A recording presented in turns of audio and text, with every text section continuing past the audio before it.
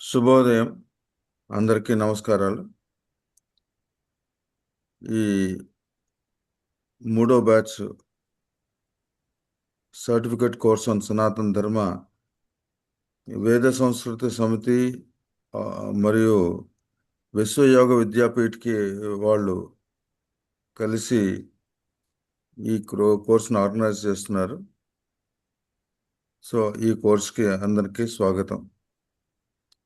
మనం ముందుగా వాళ్ళ ఇనాగరల్ సెషన్ ఈ కోర్సుది. ముందుగా వందే మాతరంతో మొదలెడదాం. వందే మాతరం, వందే మాతరం, సుజలాం సుఫలాం మలయజ శీతలాం సస్యశ్యామలాం మాతరం వందే మాతరం. శుభ్రజ్యోత్స్నా పులకితయామినీం పుల్లకుసుమితా ద్రుమదళశోభినీం సుహాసినీం సుమధురభాషిణీం సుఖదాం వరదాం మాతరం వందే మాతరం, వందే మాతరం.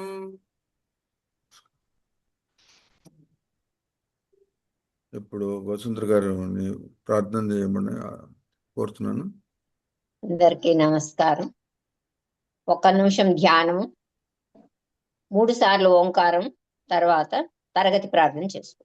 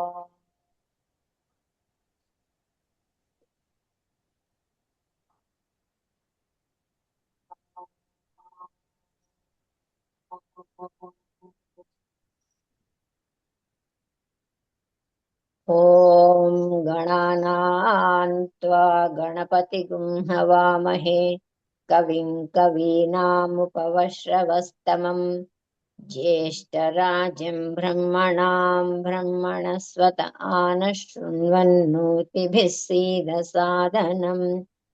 ఓం శ్రీ మహాగణాధిపతయే నమః. ఓం ప్రణో దేవి సరస్వతి వాజేభిర్వాజినీవతి ధీనామవిత్ర్యవతు. ఓం శ్రీ మహాసరస్వత్యై నమః. గురురేవ గతి గురుమేవ భజే గురునైవ సహాస్మి నమో గురవే. న గురోః పరమం శిశురస్మి గురోః మతిరస్తి గురౌ మాం పాహి గురో.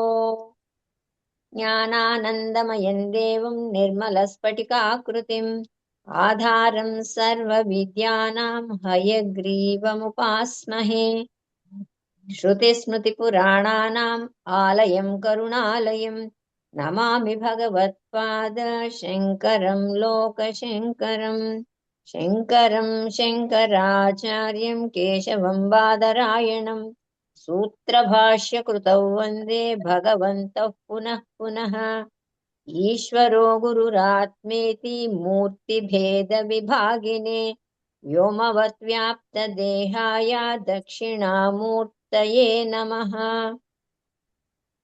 असतो मा सद्गमय तमसो मा ज्योतिर्गमय मृत्योर्मा अमृतङ्गमय ॐ शान्ति शान्ति शान्तिः मातृदेवो भव पितृदेवो भव आचार्यदेवो भव अतिथिदेवो भव ॐ सहनाववतु सहनौ भुनक्तु सह वीर्यं करवावहै तेजस्विनावधीतमस्तु मा विद्विषावहै ॐ शान्ति शान्ति शान्तिः ॐ श्रीगुरुभ्यो नमः हरिः ओम् శ్రీ గురుభ్యో నమః హరి ఓం. ధన్యవాదాలు వసుంధర గారు. ఇవాళ ఇనాగ్రల్ సెషన్లో అందరూ కూడా పిన్ నంబర్ వేసి ప్రార్థన టైంకే వచ్చారు చాలామంది. శుభోదయం. ఇలాగే అందరూ రోజు పిన్ నంబర్ వేసి టైంకి వస్తూ ఉండండి. ఇప్పుడు నేను ఈ కార్యక్రమాన్ని ముందరకు తీసుకెళ్ళడానికి కల్నల్ బాబు గారికి ఆహ్వానిస్తున్నాను. బాబు గారు ధన్యవాదములండి చల్లా చిట్టిబాబు గారు. ముందుగా మనము మన మన అతిథులని మనం ఆహ్వానిద్దాము. మొట్టమొదటిగా మన ప్యాట్రన్ ప్రెసిడెంట్ ఆఫ్ వేద సంస్కృతి సమితి ఆయన ఆకెళ్ళ హేమకాంత ప్రభాకర్ రావు గారు, ఆయన్ని స్వాగతిద్దాము. నమస్కారం. నమస్కారం అండి. మన సిఎస్ఆర్ ప్రభు గారు, ఆయన డీజీ నేషనల్ ఇన్ఫర్మాటిక్స్ సెంటర్గా పనిచేసి గవర్నమెంట్ ఆఫ్ ఇండియా నుంచి ఉద్యోగం విరమణ తీసుకున్నారు. ఆయన విశ్వయోగ విద్యాపీఠ్ అనే ఒక సంస్థని స్థాపించి దానికి చైర్మన్గా ఉంటున్నారు. ఈ కోర్సుకి అకాడమిక్ డైరెక్టర్. ఈ కోర్సు పూర్తిగా సిలబస్ని తయారు చేసి ఇది ముందుకు పోవటానికి వీలుగా చేసిన డాక్టర్ సిఎస్ఆర్ ప్రభు గారు. నమస్కారం. నమస్కారం అండి.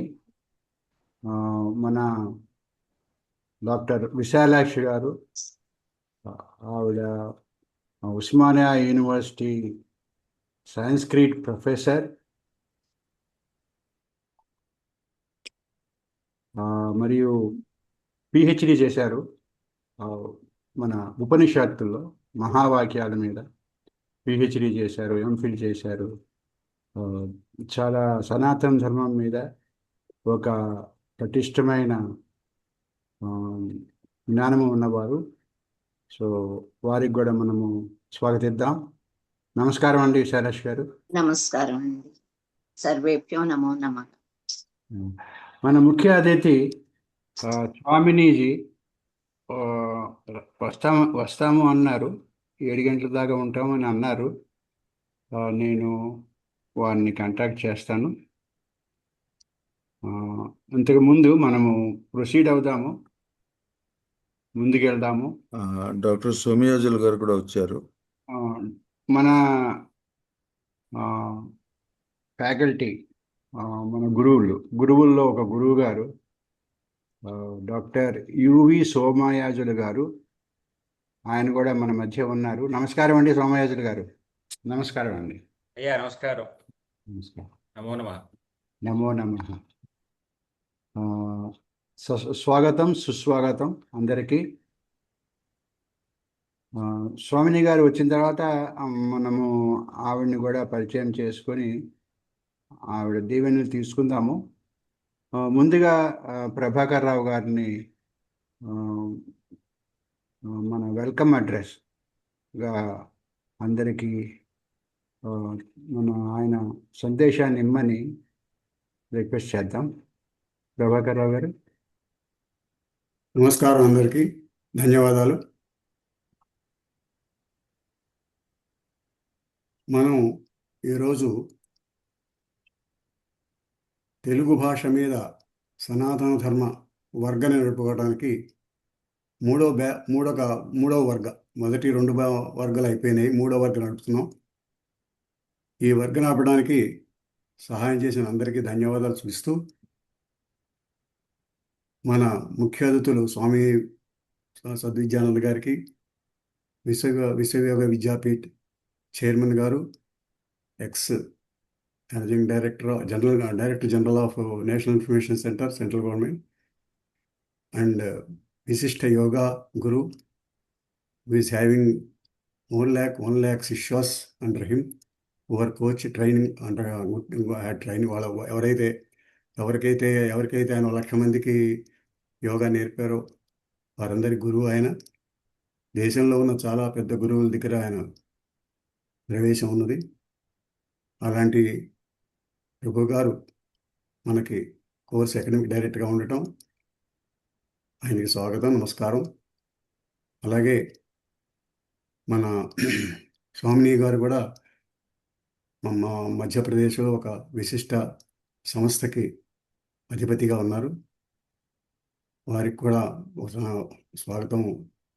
రాలేదు ఇంకాను, వారికి కూడా స్వాగతం తెలుపుతూ, మన ఉపాధ్యక్షులు, వేద సంస్థ ఉపాధ్యక్షులు డాక్టర్ విశాలక్ష్మి గారు, సనాతన ధర్మ కోర్సుకు ఉపాధ్యక్షులు, విశిష్ట ఆధ్యాత్మికవేత్త, రకరకాల బిరుదు పొందినవారు, దాదాపుగా 40 ఏళ్ళగా ఈ యొక్క సనాతన ధర్మ సేవ చేస్తున్నవారు. ఈ మధ్యనే సనాతన ధర్మ పరిరక్షణ జ్యోతి అని ఒక బిరుదును కూడా లలిత కళా సమాఖ్య వారి చేత పొందారు. వారికి కూడా స్వాగతం చెప్తున్నాను, నమస్కారం. అలాగే మన ఫ్యాకల్టీలో విశిష్ట అతిథిగా వచ్చిన మన యువి సోమయాజులు గారు, మన సనాతన ధర్మంలోనూ ఇతిహాసాలకి, పురాణాలకి, మన వేద వాంగ్మయానికి అత్యంత విజ్ఞానవంతులు, కాశీలో ఉంటున్నారు. వారు మనకి సహకరించడం మన అదృష్టంగా భావిస్తూ వారిని కూడా స్వాగతిస్తున్నాను. మిగతా మెంబర్స్ అందరూ, ఇంకా ఫ్యాకల్టీ మెంబర్స్ ఉంటే వారిని, మనం నడుపుతున్న కార్యకర్తలకి, ముఖ్యంగా ఈ యొక్క వర్గకి రావడానికి ముందుకొచ్చి సనాతన ధర్మం నేర్చుకోవాలనే ఉత్సుకతతో ఉన్న ఈ విద్యార్థులందరికీ కూడా నేను అభినందనలు తెలియజేస్తున్నాను. వారందరికీ కూడా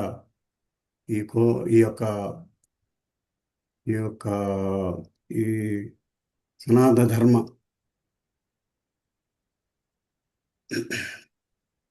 పరిచయం అనే ఈ యొక్క వర్గం ఏదైతే ఉందో ఇది మీ అందరికీ బాగా లాభిస్తుందని, ఇది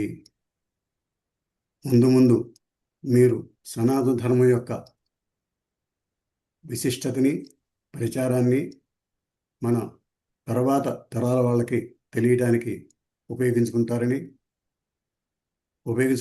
వీలుపడుతుందని భావిస్తున్నాను. ఇప్పటికి 2 వర్గాలు జరిగినాయి. అందరికీ మంచి ఉద్దేశమే ఉన్నది. చక్కటి మనకి అభినందనలు తెలియజేశారు. బాగుంది, ఈ వర్గం బాగుంది, నడపడం బాగుంది, మా యొక్క విధానం బాగుంది అని కూడా వారు ప్రశంసించడం జరిగింది.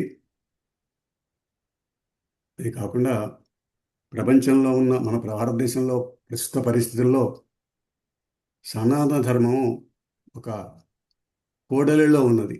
ఏ మార్గానికి వెళ్ళాలి, అటు ఊర్ధ మార్గానికి సనాతన ధర్మం పునఃవ్యవస్థాపన తీసుకువెళ్ళాలా, లేదా అధోగతికి పాలైపోవాలా అనే మధ్య రకంగా ఉన్నది. ఎందుకనంటే దేశంలో ఉన్న వివిధమైన అరాచక శక్తులు సనాతన ధర్మం మీద కక్ష కట్టి పొలిటికల్గా చేసి దీన్ని సనాతన ధర్మాన్ని ఎలాగైనా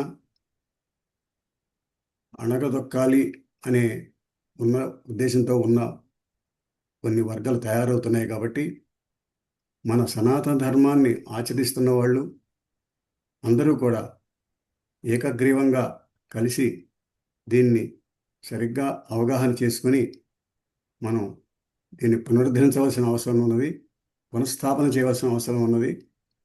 మనం ఈ యొక్క సనాతన ధర్మం యొక్క విశిష్టత, దానిలో ఉన్న సాంస్కృతిక విశేషాలు, భాషా విజ్ఞానము, వేదవాంగ్మయ సముదాయము, వీటన్నిటి కూడా చక్కగా అర్థం చేసుకుని మేము చేసే ఈ చిరు ప్రయత్నంలో వీలైనంత వరకు ఈ ప్రాథమిక సూత్రాలు తెలుసుకుని ఇంకా ఇంకా గ్రంథాలు మీ సొంతంగా కూడా చదువుకుని మీరు ఈ సనాతన ధర్మానికి ఒక ముఖ్య ప్రచారకులుగా, ముఖ్య ఆచార్యులుగా తయారవ్వాలని భావిస్తూ,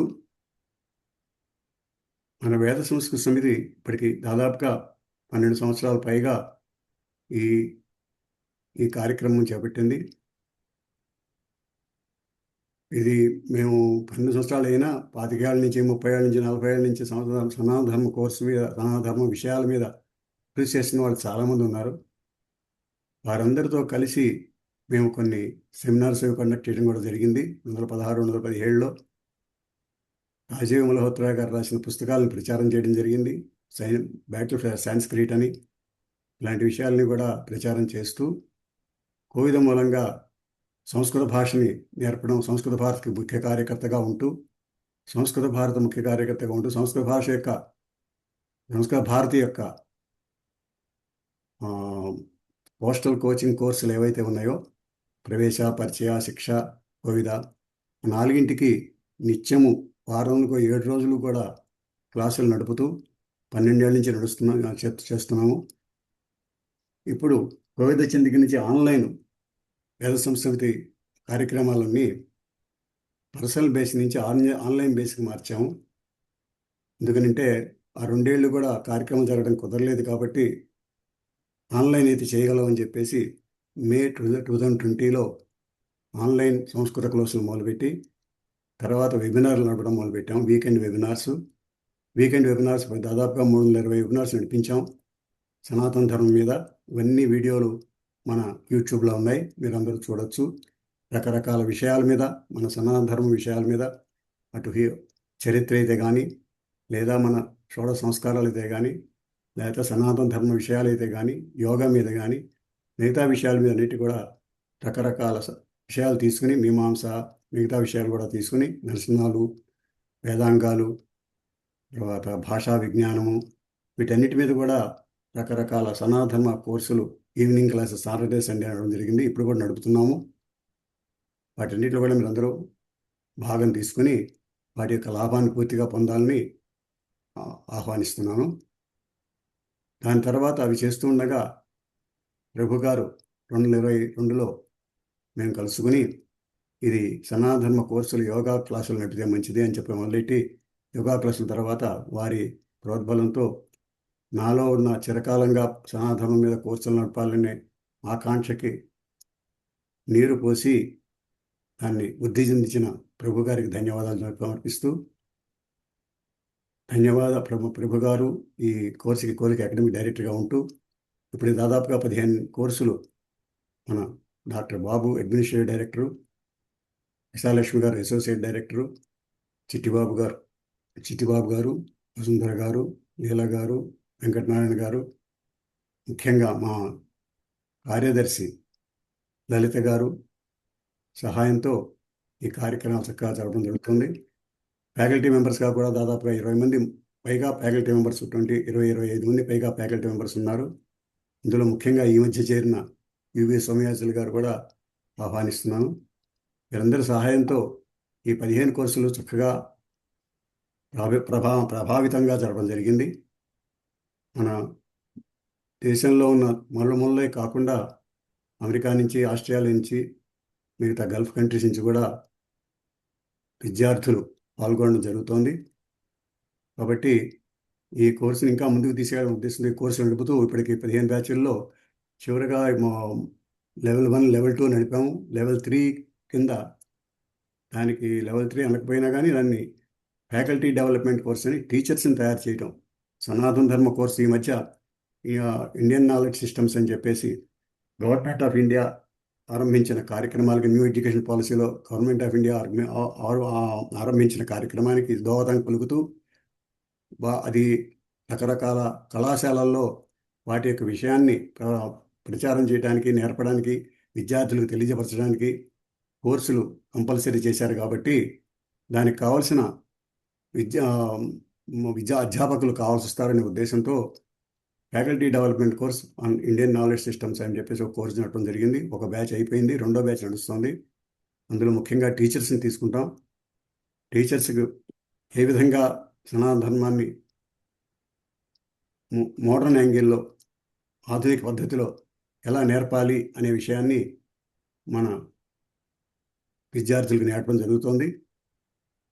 ఆ విధంగా అది కూడా బాగానే జరిగింది. మొన్న ఒక నెల క్రితమే కంప్లీట్ అయింది మొదటి బ్యాచ్, మొదటి వర్గ. రెండో వర్గ త్వరలో ఆరంభించబోతున్నాం.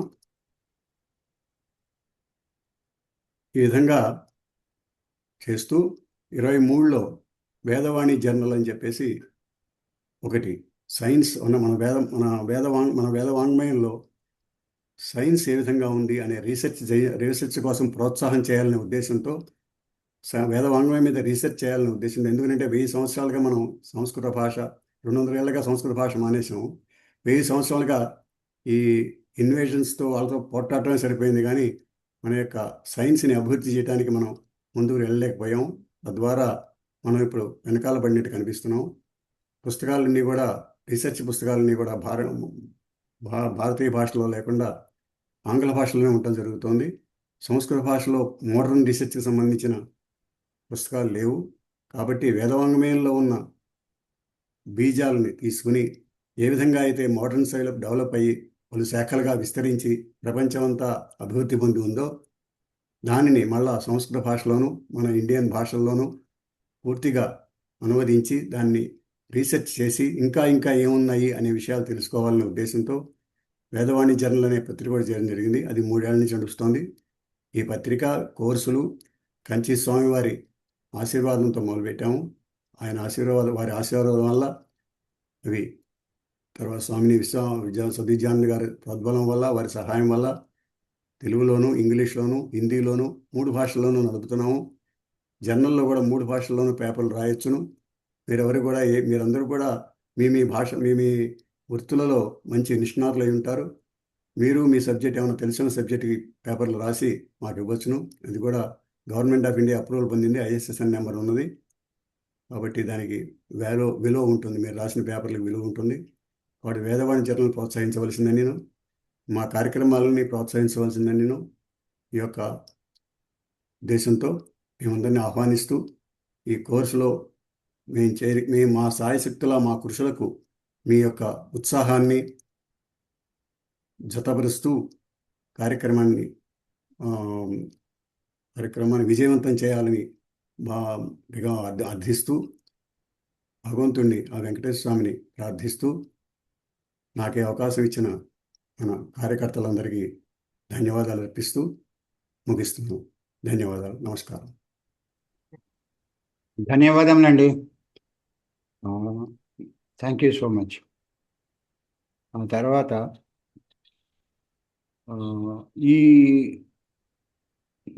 ఈ కోర్సు గురించి మీకు కొద్దిగా పరిచయం చేస్తాను. కొంత ఈ కోర్సులో చేరిన వాళ్ళ గురించి కొద్దిగా అనాలిసిస్ చేశాను. దాని గురించి మీకు కొద్దిగా చెప్దామని ఇప్పుడు ఒక PPT డిస్ప్లే చేస్తాను.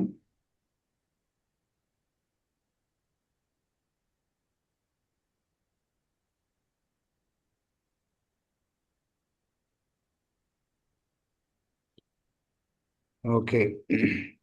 ఇది third batch basic level 1 certificate course in Sanatan ధర్మ. ఇది 9 ఆగస్ట్, అంటే నిన్నేమో ఓరియంటేషన్ కోర్స్ అయింది, ఈరోజు ఇనాగ్రల్.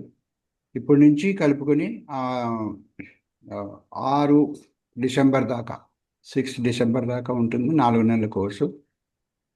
దీనికి ప్రాస్పెక్టస్, ట్రైనింగ్ ప్రోగ్రాము ఇవన్నీ కూడా మనం గ్రూప్లో పెట్టాము. 2022లో మనం ఈ కోర్స్ స్టార్ట్ చేసినప్పుడు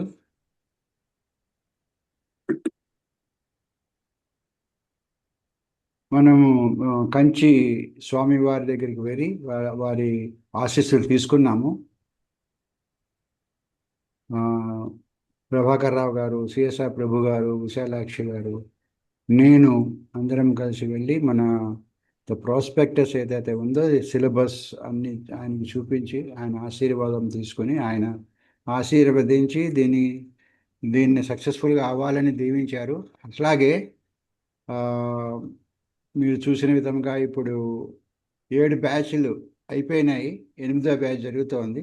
ఇంగ్లీష్లో, హిందీలో ఒక బ్యాచ్ అయింది, ఆ తర్వాత తెలుగులో 2 బ్యాచ్లు అయినాయి, ఇప్పుడు 3వ బ్యాచ్. ఇది కూడా కాకుండా గవర్నమెంట్ ఆఫ్ ఇండియా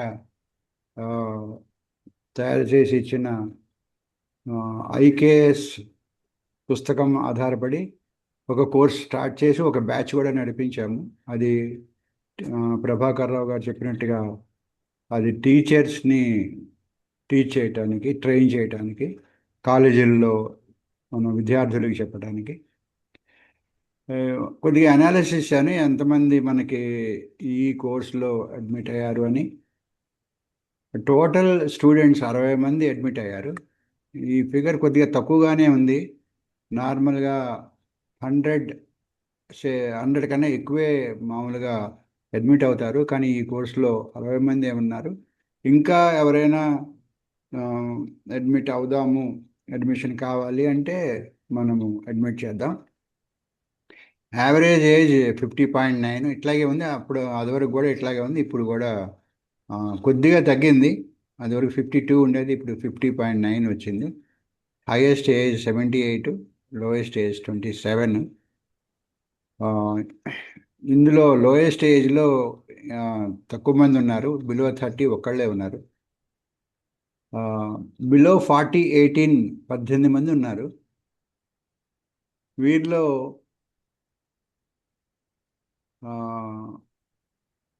బిలో 40 18 మంది, 40 to 60 27, 60 years పైన 15 మంది. ఇట్లాగా మ్యాక్సిమం గరిష్టంగా ఇక్కడ 40 to 60 45% ఉన్నారు, ఆల్మోస్ట్ 50% ఉంది.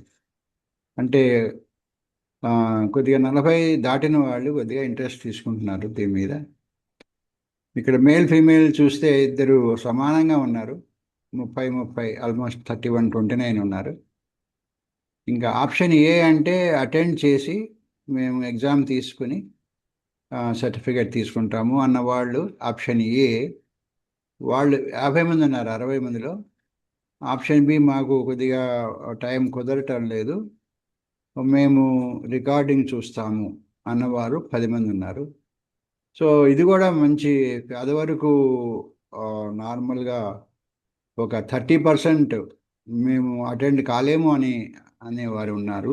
ఇప్పుడు పర్వాలేదు, ఒక 20%కి తగ్గారు.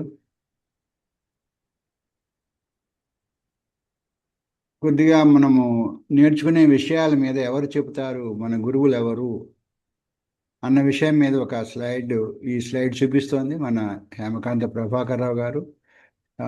సంస్కృత లాంగ్వేజ్ మీద కొద్దిగా ఇంట్రడక్షన్ ఇస్తారు, కానీ ఆయన సాయంత్రం పూట పొద్దున పూట ప్రతిరోజు సంస్కృత లాంగ్వేజ్ భాష మీద ట్రైనింగ్ ఇస్తారు. మన సంస్కృత భారతి ఎగ్జామ్స్, ప్రవేశ, పరిచయ, శిక్ష, కోవిద ఇవి అపేర్ అవటానికి ఆయన సపరేట్గా ప్రభాకరరావు గారు, విశాలాక్షి గారు ఇద్దరు కోచింగ్ ఇస్తారు. మీరు ఆ క్లాసులు జాయిన్ అవ్వచ్చు. కానీ ఈ క్లాసులో కొద్దిగా ఇవి పరిచయం ఇస్తారు, ఆ విశ్వ సంస్కృత భారతి, ఆ ఎగ్జామ్స్ దాని గురించి. సిఎస్ఆర్ ప్రభు గారు మెయిన్గా ఈ మెయిన్ గురు. అండ్ ఆయనకి టీము 2-3 ఉన్నారు, యోగా టీచర్స్. అందరూ కలిసి మనకి యోగా నేర్పుతారు.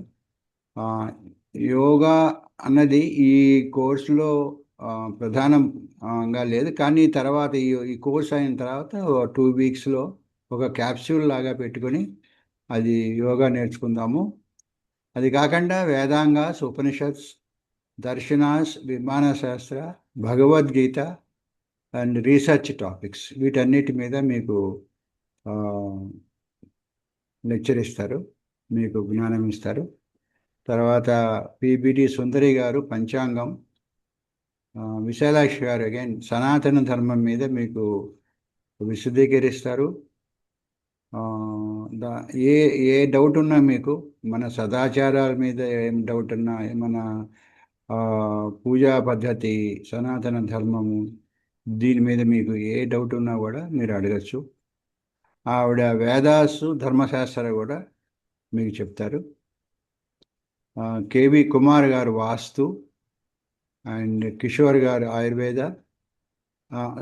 సారీ, ఈ పేరు కొద్దిగా మార్చవలసింది. మన యువి సోమయాజులు గారు ఇక్కడే ఉన్నారు, మన మధ్యనే ఉన్నారు. ఇది మార్చవలసిన అనుకుంటూనే మర్చిపోయాను నేను. అది వరకు ఈయన మనకి క్లాసులు తీసుకునేవారు, కానీ ఇప్పుడు ఆయన మన మధ్య లేరు.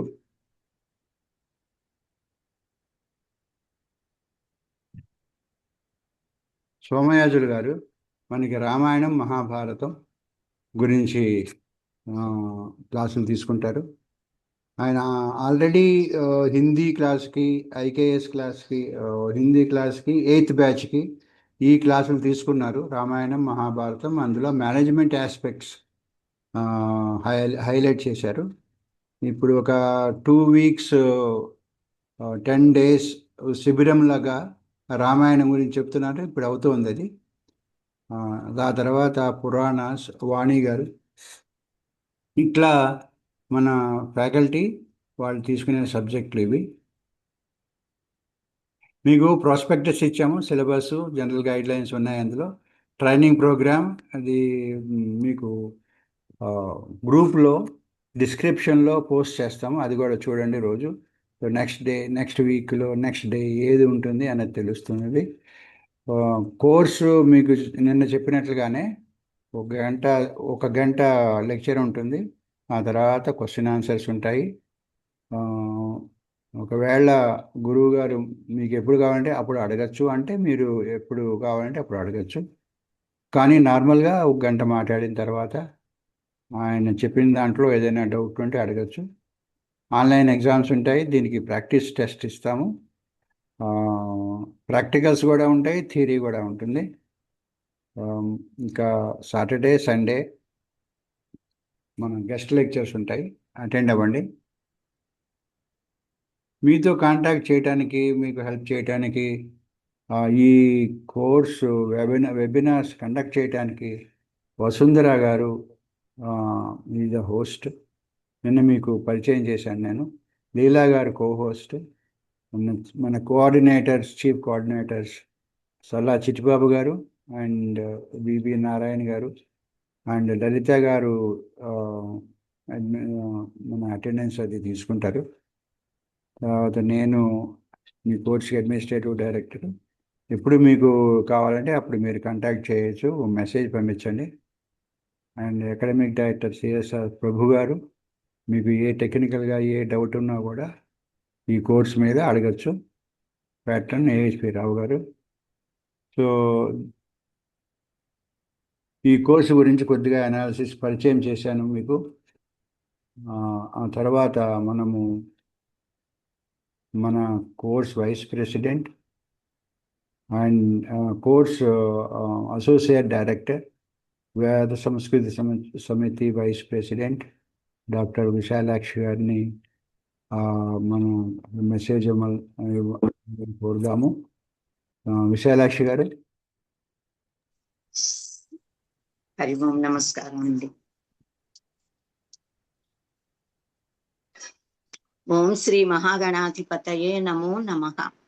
ఓం జ్ఞానానందమయం దేవం నిర్మల స్ఫటికాకృతిం ఆధారం సర్వ విద్యానాం హయగ్రీవముపాస్మహే.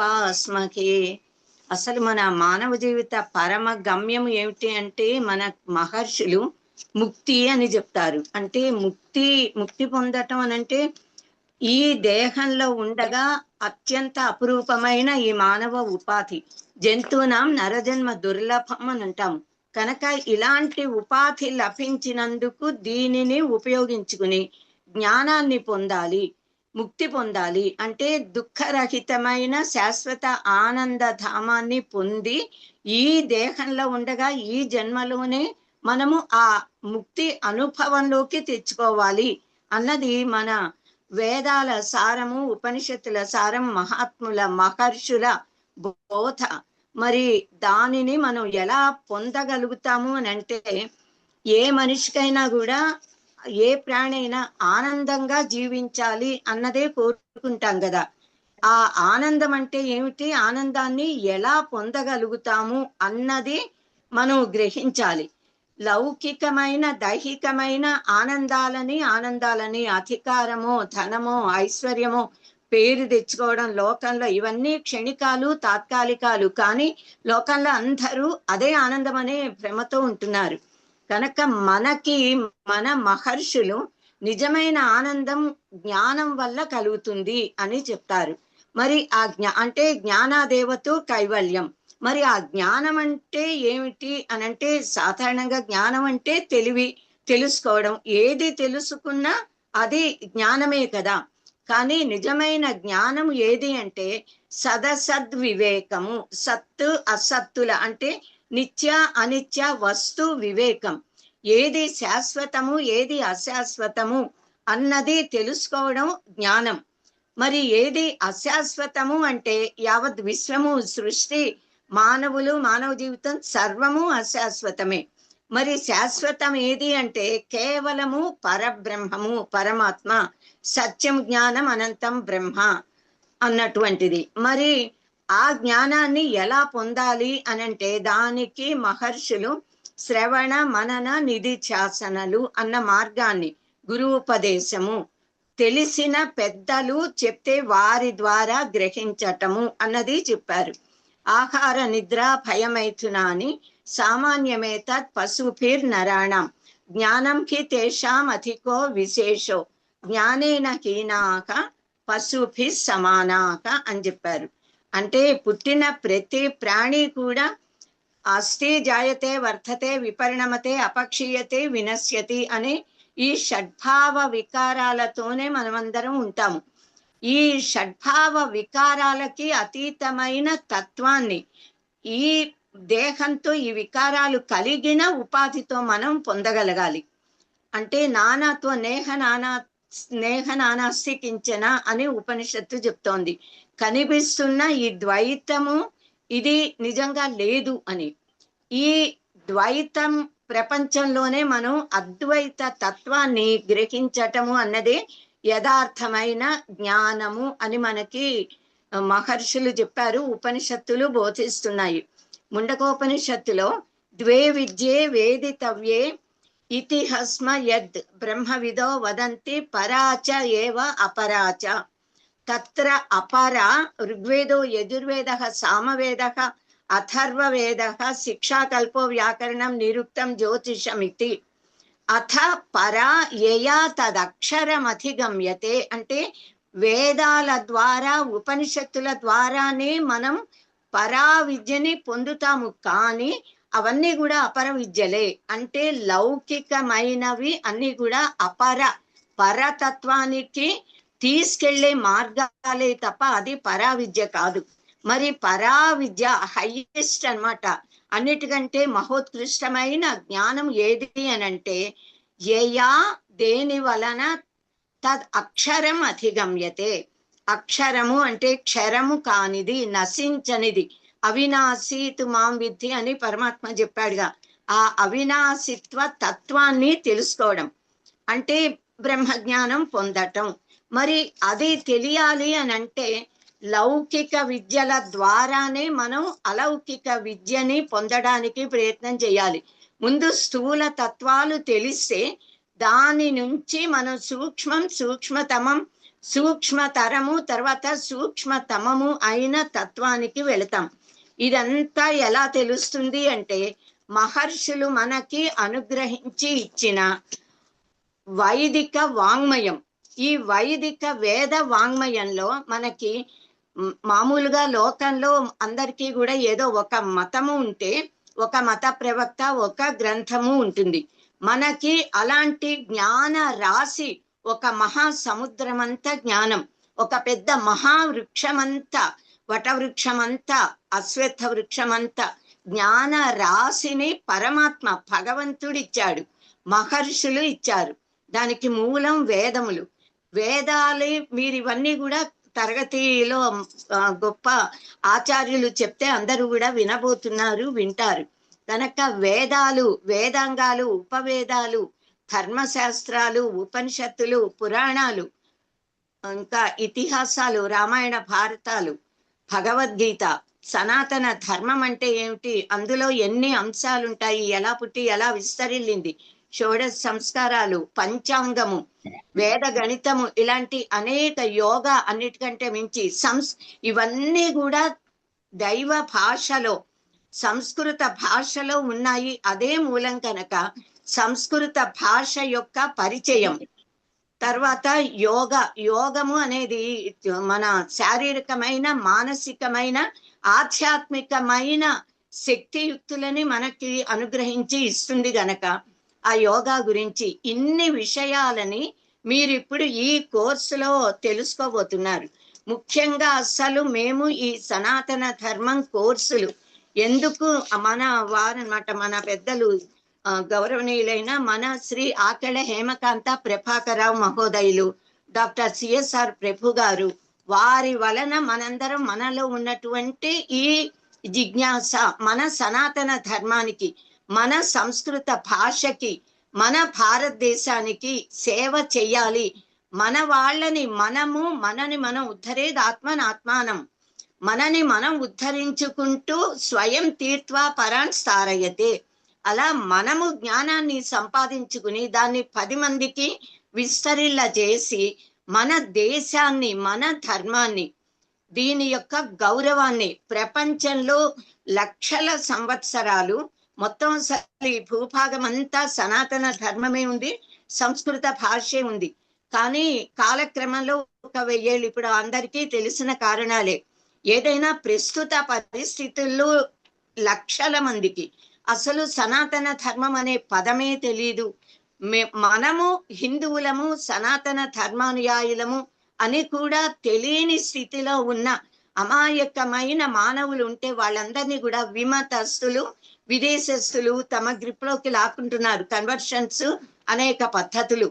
కనుక మన కర్తవ్యం ఏమిటి అంటే అసలు మనము, నేను అంటే ఎవరు, మనం అంటే ఎవరు, మనము హిందువులము, సనాతన ధర్మానుయాయులం అంటే ఏమిటి, మన జీవన విధానం ఏమిటి, మనం ఎలా ఉండాలి, మన కట్టు బొట్టు మాట తీరు సంస్కృతి సంప్రదాయాలు, వీటిని గురించి ముందు తెలుసుకుని మారుమూలల ప్రాంతాలకు వెళ్ళి మీలో కొంతమందైనా ఖచ్చితంగా తెలియని వారికి తెలియపరచాలి అన్నది మా కోరిక, లక్ష్యము, మన గమ్యం కూడా. అందరికీ కూడా అవేర్నెస్ అన్నది అధీతి, బోధ, ఆచరణ, ప్రచారణ అని చెప్తాం. ముందు మనం తెలుసుకోవాలి, తెలిసిన దానిని మనం ఆచరించాలి, ఆచరిస్తూ మనం అందరికీ బోధించాలి, దీని గురించి ప్రచారం చేయాలి. అలా మనని మన పద్ధతిలో మనం జీవిస్తూ మన ధర్మం, సనాతన ధర్మము అంటే ఇది కేవలం ఒక మతం అంటే అభిప్రాయం మాత్రమే కాదు, జీవన సరళి, జీవన విధానం అని మనకి తెలుసు. మన మహాత్ములు, మహర్షులు చెప్పారు గనక మనం ఆచరిస్తూ అందరితో ఆచరింప చేస్తూ ఉంటే మన భారతదేశం, మన సనాతన ధర్మం ఎప్పటికీ కూడా ఇలాగే వర్ధిల్లుతూ ఉంటుంది. కనుక ఇది మన కర్తవ్యం. మనకి అనంతమైన జ్ఞానం ఉంది, అంతా మనం అసలు కొన్ని వందల ఈ సంవత్సరాలు జీవించిన జన్మలెత్తిన మనం పరిపూర్ణంగా మనకి మహర్షులు ఇచ్చిన జ్ఞానం మొత్తం చదవటం గ్రహించడం అనేది మనకి సాధ్యపడదు. మరి ఏం చేయాలి అంటే దాని సారాన్ని గ్రహించాలి అన్నమాట. ఒక రామాయణం గ్రంథం చదవడానికి ఎన్నో సంవత్సరాల కాలం పడుతుంది. కానీ ఒక మహానుభావులు కనుక నియమంతో నిష్ఠతో ఏళ్ల సంవత్సరాలు చదివి సాధన చేసి దాని సారాన్ని గ్రహించి కొన్ని గంటలలో మనకి చెప్పగలుగుతారు.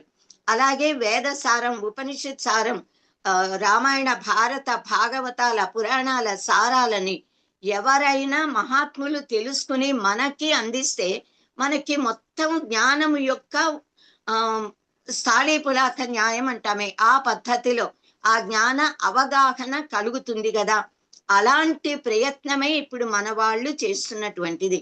కనుక ఇంత మంచి అవకాశం కలిగిన ఈ కోర్సులో అసలు మీరు జాయిన్ అయ్యారు, చేరగలిగారు అంటేనే పరమాత్మ అనుగ్రహం మీ అందరి మీద, మా అందరి మీద ఉంది. కనుక మనని మనం రక్షించుకోవడానికి ఈ ప్రయత్నం చేయగలుగుతున్నాం.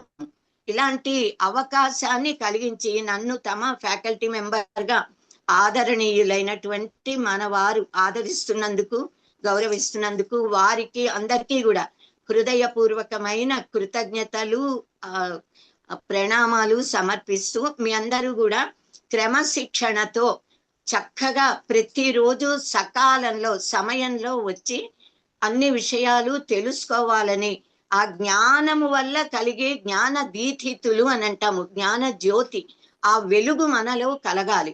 దానిని జ్యోతి, ఒక జ్యోతి నుంచి వందలు వేలు లక్షల జ్యోతులు వెలిగించిన అది అలాగే ఉంటుంది. పూర్ణమద పూర్ణమిదం అని మనం చదువుకున్నాం. అలా మీరు జ్ఞాన సనాతన జ్ఞాన జ్యోతులు మీరు వెలిగింప చేయాలి, పెంచాలి అని నేను కోరుకుంటూ స్వస్తి. ధన్యవాదములండి గురువు గారు, విశాలాక్షి గారు, ధన్యవాదములు. ఇప్పుడు ముందుకెళ్దాము. మన course academic director, chairman Vishwayoga Vidyapeeth, ex director of NIC national informatics centre, doctor CSR Prabhu గారిని మనకి మెసేజ్ ఇవ్వాల్సిందిగా కోరుదాము. సిఎస్ఆర్ ప్రభు గారు, ప్లీజ్. ఓం నమో బ్రహ్మాదిభ్యో బ్రహ్మ విద్యా సంప్రదాయ కర్తృభ్యో వంశ ఋషిభ్యో మహద్భ్యో నమో గురుభ్యః. ఆదరణీయటువంటి సోదరులు ప్రభాకర్ రావు గారు, బాబు గారు, సోదరి విశాలాక్షి గారు, చిట్టిబాబు గారు, లలిత గారు, ఈ కోర్సులో చేరినటువంటి విద్యార్థిగణం, అంటే మీరంతా పెద్దవారు, విద్యార్థులు కారు, అయినా కూడా ఈ కోర్సులో మటుకు మిమ్మల్ని విద్యార్థులుగానే సంబోధించడం జరుగుతుంది. ఈ కోర్సు ఎందుకు పెట్టాము, ఎలా పెట్టామంటే, నేను 2000 కోవిడ్ టైంలో సనాతన ధర్మం అంటే ఇంత మునుపు యోగా ఒకటే నేర్పించేవాడిని. లక్షల మంది మా దగ్గర, మా గురువు గారి దగ్గర నేర్చుకున్నారు. సూర్య రాఘవ దీక్షితులు గారు, వారి గురువు గారు ధీరేంద్ర బ్రహ్మచారి గారు, వారి గురువు గారు మహర్షి కార్తికేయ గారు. సో మా దగ్గర దాకా 1,00,000 మంది దాకా నేర్చుకున్నారు. ఒక 50 ఏళ్ల బట్టి 60 ఏళ్ల బట్టి నేర్పిస్తున్నాము. ఈ యోగా ఒకటే కాకుండా, యోగా అనేటప్పటికీ కేవలం ప్రాక్టికల్, అందులో ఫిలసాఫికల్, స్పిరిచువల్, ఆధ్యాత్మిక తత్వాన్ని గ్రహించేటట్టుగా యోగా ప్లస్ ప్లస్ అనేటువంటి థింకింగ్ లో ఈ సనాతన ధర్మం మొత్తం, అంటే సనాతన ధర్మంలో యోగా అనేది ఒక ముఖ్యమైన అంశం కాబట్టి, యోగా ప్లస్ ప్లస్ అంటే మిగిలినవన్నీ కూడా వస్తాయి కాబట్టి సనాతన ధర్మం మొత్తం కలిపి కోర్స్ పెట్టాలి అని ఒక సంకల్పంతో ముందు వెబ్సైట్లు పెట్టాము. ఆస్ట్రేలియాలో నేను వెళ్ళినప్పుడు దాన్ని ఎవరు చూసేవాళ్ళు కాదు. అప్పుడు ఒక ఐఏఎస్ ఆఫీసరు ప్రభాకర్ రావు గారి నుంచి చెప్పి వారిని కాంటాక్ట్ చేయండి ఈ సందర్భంలో అని అడిగితే వారిని నేను కాంటాక్ట్ చేయడం జరిగింది. వారికి నేను ముందే తెలుసు. సో అప్పటి నుంచి ఆ ఈశ్వర అనుగ్రహం వల్ల, కంచి శంకరాచార్యులు గారి ఆశీర్వచనం వల్ల మేము నిరాఘాటంగా నిరంతరంగా ముందుకెళ్తున్నాము. ఇప్పుడు ఇది 3వ బ్యాచ్ తెలుగులో. అసలు ఈ కోర్సు వల్ల మీకు ఏమిటి లాభం చేకూరుతుంది, దీని అవసరం ఏమిటి అనేది మనం లోతుగా ఆలోచిస్తే, ఇప్పుడు ఈరోజు భారతదేశంలో చాలా విపత్కరమైనటువంటి పరిస్థితులు ఉన్నాయి. అంటే ఇప్పుడు ఫర్ ఎగ్జాంపుల్ FCRA బిల్ పెడుతున్నారు, ఫారెన్ కరెన్సీ రెగ్యులేషన్ యాక్ట్ అనేది. ఎందుకు పెడుతున్నారు? విదేశాల నుంచి, ముఖ్యంగా అమెరికా నుంచి, యూరోప్ నుంచి, జర్మనీ నుంచి కొన్ని లక్షల కోట్లు భారతదేశంలోకి వచ్చి వాటిల్లో కొంత భాగం హాస్పిటల్స్, స్కూల్స్ నడపడానికి చర్చి వాళ్ళు ఉపయోగించినప్పటికీ, ముఖ్యంగా వారి ఉద్దేశ్యం, వాళ్ళ లక్ష్యం మొత్తం భారతదేశాన్ని క్రైస్తవంలోకి మార్చారు. ఈవెన్ మదర్ టెరెసా కూడా ఆ మాట ఓపెన్ గా చెప్పింది. వాళ్ళకేం రహస్యమేం లేదు. పోప్ కూడా ఓపెన్ గా చెప్పాడు, మొత్తం భారతదేశం క్రైస్తవంగా మార్చేయాలని చెప్పి విశ్వ ప్రయత్నాలు ఇప్పటికి ఎన్ని సంవత్సరాలు బ్రిటిష్ రాజ్యం దగ్గర నుంచి ఈ రోజు వరకు చేస్తున్నారు. ఇది ఒక పెద్ద అద్భుతం. ఇంత ప్రయత్నాలు ఇంత పెద్ద ఎత్తున బ్రిటిష్ సామ్రాజ్యం బలంతో కలిసి చేసినప్పటికీ ఈరోజు సనాతన ధర్మం, హిందూ మతం ఇంకా మిగిలింది భారతదేశంలో అంటే అది చాలా గొప్ప ఆశ్చర్యం. It's a wonder.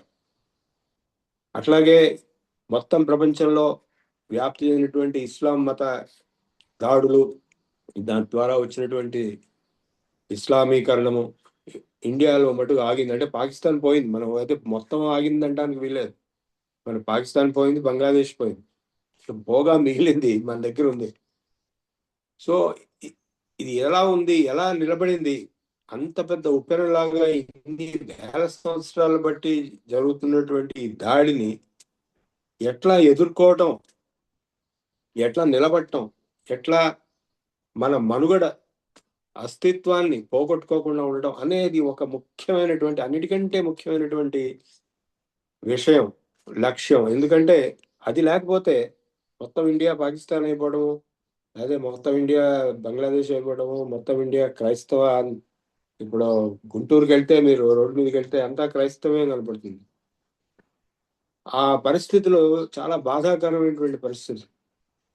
ఎందుకు అలా అవుతోంది అని నేను చాలా లోతుగా, చాలా ఏళ్ళ బట్టి అనేక మీటింగులు, అనేక చర్చలు, అనేకం బట్టి చూస్తే అందులో అర్థమయ్యేది ఏంటంటే, సామాన్య ప్రజలు, స్టూడెంట్లే కావచ్చు, పెద్దవాళ్లే కావచ్చు, గృహస్థులే కావచ్చు, ఉద్యోగులు అనేకమైనటువంటి దుఃఖాలు, బాధలతో ఉంటారు, సమస్యలతో. అంటే ఒకరికి జాబ్ లేదు, జాబ్ కావాలి, ఇంకొకరికి పెళ్లి కావట్లేదు, ఇంకొకరికి సీట్ లేదు, కాలేజ్ స్కూల్లో సీట్ లేదు.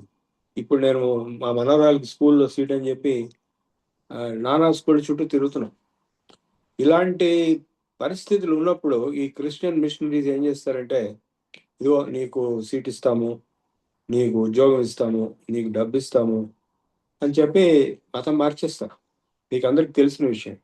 అట్లాగే హాస్పిటల్లో వచ్చి ప్రార్థన చేయటము, ఇట్లా అనేక విధాలైనటువంటి మోసపూరితమైనటువంటి చర్యలతో మన ప్రజల్ని మోసం చేస్తూ క్రిస్టియానిటీలో కన్వర్షన్ చేసుకోవడం జరుగుతుంది. అది చాలా పెద్ద ఎత్తున ఆంధ్రప్రదేశ్లో జరిగింది, తెలంగాణలో కొంచెం తక్కువ జరిగింది, అండ్ ఇండియా మొత్తం మీద పంజాబ్లో చాలా ఎక్కువ జరుగుతుంది. ఇలాంటి పరిస్థితుల్లో ఏమిటి మార్గం? వాళ్ళని ఆపడానికి లేదు. ఇప్పుడు FCRA తోటి వాళ్ళని బహుశా కొంతవరకు ఆపచ్చు, కానీ even then they will go on continuing this. Already ఉన్నారు కాబట్టి లార్జెస్ట్ ల్యాండ్ ఓనర్స్ వాళ్ళే. ఒకటే ఇందులో కనపడుతున్నటువంటి తరుణోపాయం ఏంటంటే, మన ప్రజలు కనుక మన సనాతన ధర్మం పట్ల అవగాహన కలిగి ఉంటే వాళ్ళు ఏం చేస్తారంటే, వాళ్ళు రకరకాలుగా దాడులు చేస్తారు. మీ రాముడు ఏమిటి ఇట్లా చేశాడు, మీ సీత ఏమిటి ఇట్లా చేసింది, వీళ్ళంతా దేవుళ్ళు ఎట్లా అవుతారు, వాళ్ళ మనుషులు, ఇట్లా అనేక విషయాల్లో ఈ అమాయక ప్రజలైనటువంటి హిందువుల్ని, మామూలు ఈవెన్ స్టూడెంట్స్నే కాదు, పెద్దవాళ్ళు కూడా అజ్ఞానంతో ఉన్నవాళ్ళు, ఆల్మోస్ట్ ఆల్ అందరూ అజ్ఞానంతోనే ఉన్నారు. ఇటువంటి దాడులకి ప్రశ్నలకు జవాబులు చెప్పలేకపోతారు.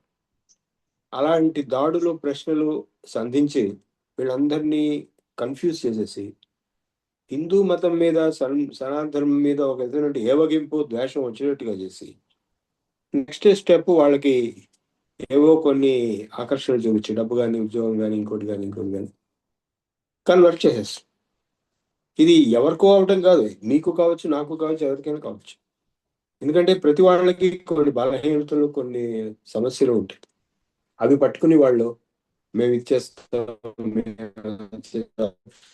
ఏఆర్ రెహమాన్ ఉన్నాడు, వాళ్ళ ఫాదర్ ఒంట్లో బాగాలేకపోతే వాళ్ళు వచ్చి ప్రార్థనలు చేస్తామని చెప్పి చివరికి కన్వర్ట్ చేసేసారు ముస్లిం. సో ఇలాంటి బలహీనతల్ని తట్టుకుని నిలబడటానికి శక్తి ఇవ్వాలి, ఎలా వస్తుంది అనే ఉద్దేశంతో ఈ కోర్సులు పెట్టామండి. అంటే ఈ కోర్సు ఎవరైతే అటెండ్ అవుతారో మీలాంటి వాళ్ళు ఎట్టి పరిస్థితుల్లో కన్వర్షన్కి లోబడరు. ఆన్ ది కాంట్రరీ వాళ్ళు ఎదుర్కోగలరు. ఎవరైతే ప్రయత్నాలు చేస్తున్నారో కన్వర్షన్ చేయడానికి, మత మార్పిడికి, వాళ్ళు ఎదుర్కొని వాళ్ళని తిరగబడి ఇంకా ఆల్రెడీ కన్వర్ట్ అయిన వాళ్ళు వెనక్కి తీసుకొని ఘర్ వాపసి కూడా చేసేటువంటి అవకాశం కూడా వస్తుంది మీకు. ఇదేమీ అసంభవమైన పని కాదు, ఎందుకంటే ఇప్పటికే చాలా మంది ఆ పని చేస్తున్నారు.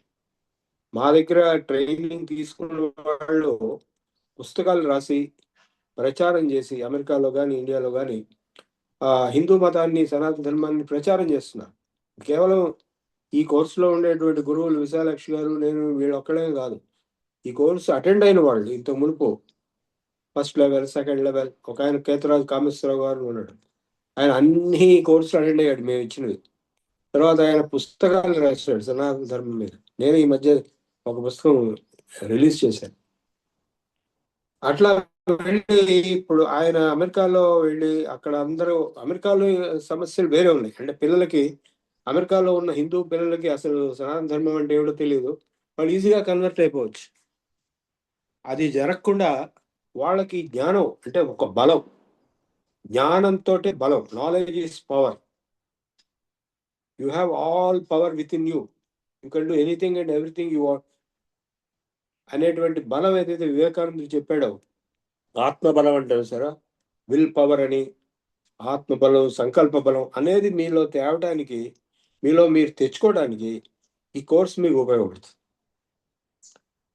ఇక్కడ సనాతన ధర్మం గురించి కొన్ని ముఖ్యమైనటువంటి విషయాలు తెలుసుకోవాల్సినవి ఏంటంటే చాలా మంది తెలియదు. ఫస్ట్ పాయింట్, సనాతన ధర్మం అనేది సైంటిఫిక్. ఇతర మతాలు సైంటిఫిక్ కాదు. ఇప్పుడు క్రైస్తవం ఉంది, క్రైస్తవం అనేది జీసస్ అనేటువంటి ఒక అబద్ధపు లేనటువంటి వ్యక్తి మీద ఆధారపడి, ఆ అబద్ధపు కల్పన, పాల్ అనేటువంటి వాడు చేసినటువంటి కల్పనతోటి అప్పటి నుంచి ఇప్పటి వరకు యూదులందరికీ ఒప్పుకోరు. యూదులకి సేవియర్, మెసయ్య, జీసస్ అని చెప్పి పాల్ చెప్పినటువంటి సిద్ధాంతాన్ని ఈ రోజు వరకు యూదులు ఒప్పుకోరు. యూదులకి, క్రిస్టియన్స్కి అసలు పడదు. సో ఈ ఒక అబద్ధం, అంటే యూదులకి రక్షకుడు వాళ్ళకి ముక్తిని ఇస్తాడు అనేటువంటి, ముక్తి అంటే ఏంటి, మన మోక్షం కాదు, వాళ్ళకి వాళ్ళ దాస్యంలో ఉంటే దాస్యం నుంచి బయటకు తీసుకొస్తాడు అనేటువంటి ఒక కల్పన, కాల్పనికమైనటువంటి వ్యక్తి ఆధారంగా ఏర్పడినటువంటి మతం ఈ క్రైస్తవ మతం. అట్లాగే ఇప్పుడు ఇస్లాం మతం గురించి వస్తే ఇప్పుడు ఏమవుతుందంటే అసలు మక్కా అనేది అప్పుడు లేనే లేదు అనేటువంటిది ప్రూవ్ అవుతుంది. ఇది కూడా ఒక పెద్ద కాల్పనికమైనటువంటి మతం అనేటువంటిది తేలుతుంది. ఈ రెండు మతాల్లో సైంటిఫిక్ స్పిరిట్ అంటూ ఉండదు. చర్చి వారు ఒకప్పుడు గెలీలియోని, కోపర్నికస్ని వీళ్ళందరినీ చంపేశారు, తర్వాత శిక్షలు వేసి జైల్లో పెట్టారు. అంటే సైన్స్ అనేది పనికిరాదు క్రైస్తవులు. అండ్ మోస్ట్ అంటే కొందరు పరమ మూర్ఖులైనటువంటి వాళ్ళు ఏమనుకుంటారంటే మరి సైంటిస్టులు అందరూ క్రిస్టియన్స్. వాళ్ళు క్రిస్టియన్స్ కాదు, పేరు బడికే క్రిస్టియన్. సైంటిస్టులు అందరూ చర్చికి వ్యతిరేకులు, క్రైస్తవ మతానికి వ్యతిరేకులు. అందుకే సెక్యులర్ అనే మాట వచ్చింది.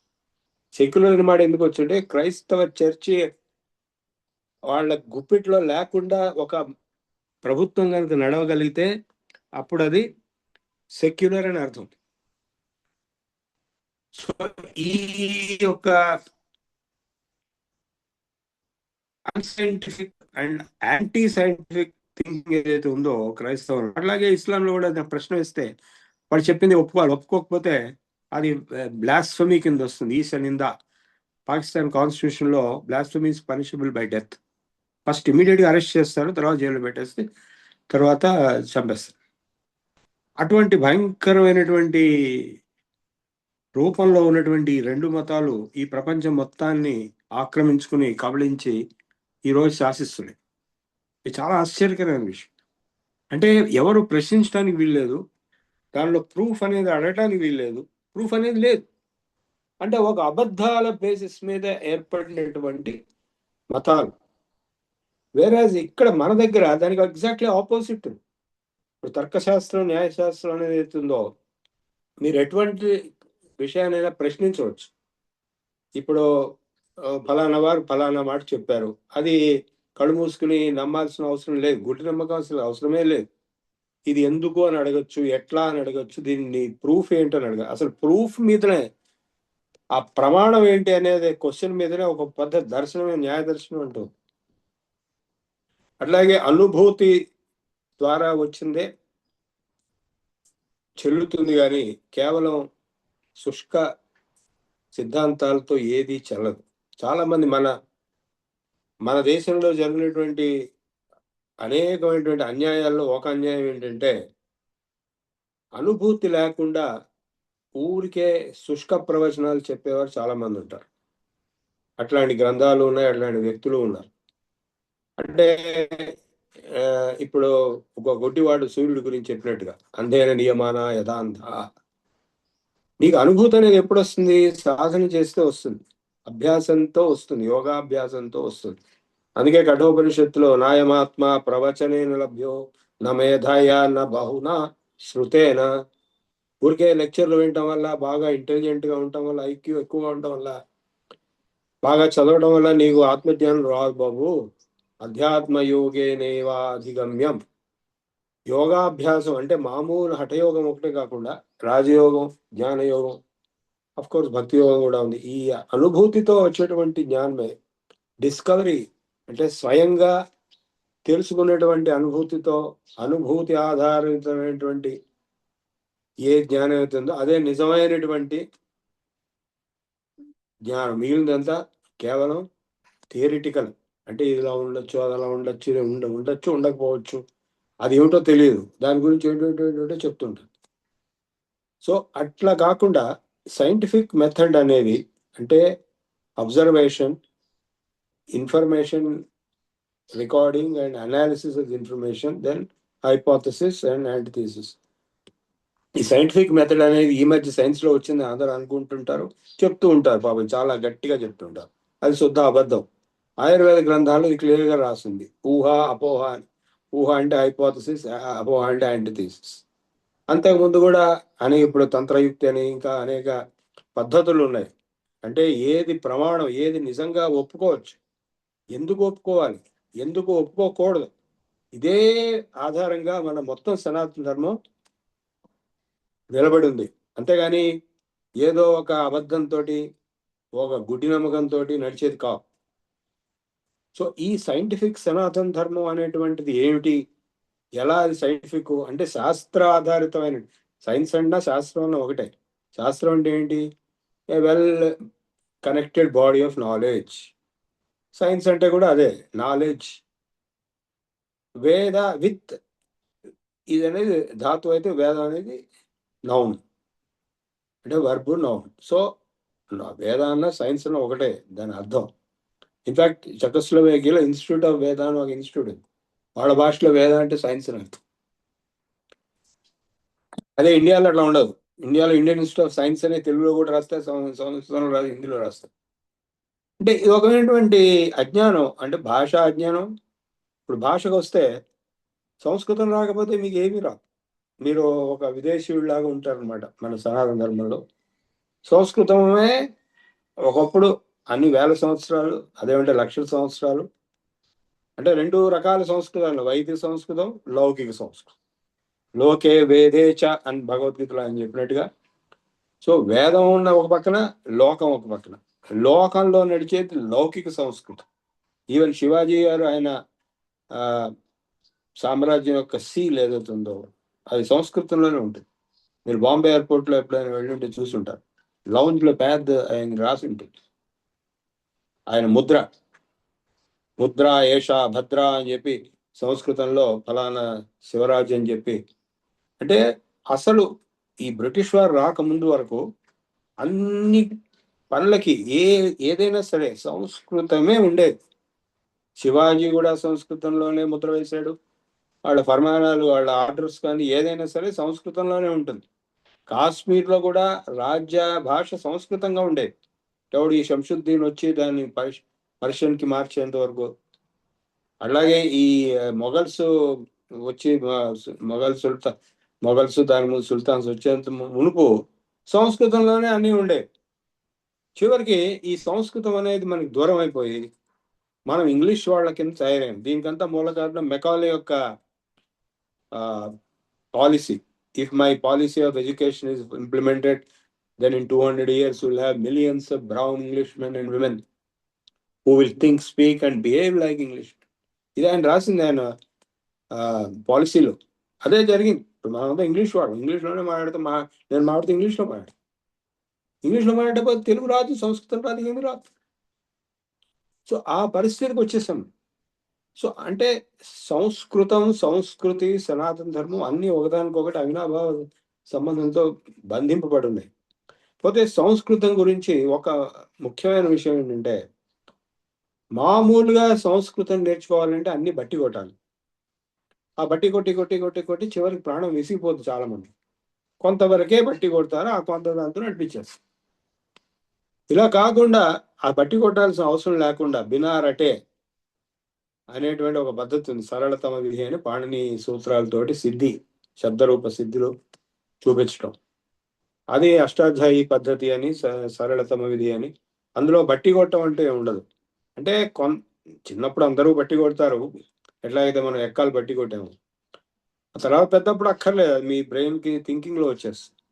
అట్లాగే ఈ శబ్దరూప సిద్ధులు కనుక మీ బ్రెయిన్ థింకింగ్లో అవగాహన వస్తే మీకు శబ్దం చూడంగానే దాని వ్యుత్పత్తి తెలిసిపోతుంది.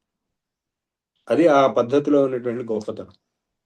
అది అష్టాధ్యాయి పద్ధతి అని, యుధిష్ఠర్ మీమాంసకని, సరళతమ విధి అనేటువంటి బ్రహ్మదత్త జిజ్ఞాసు, వీళ్ళంతా కాశీలో, ఇంకా పంజాబ్లో, నార్త్ ఇండియాలో ఉండేటువంటి వాళ్ళు హర్యానాలో.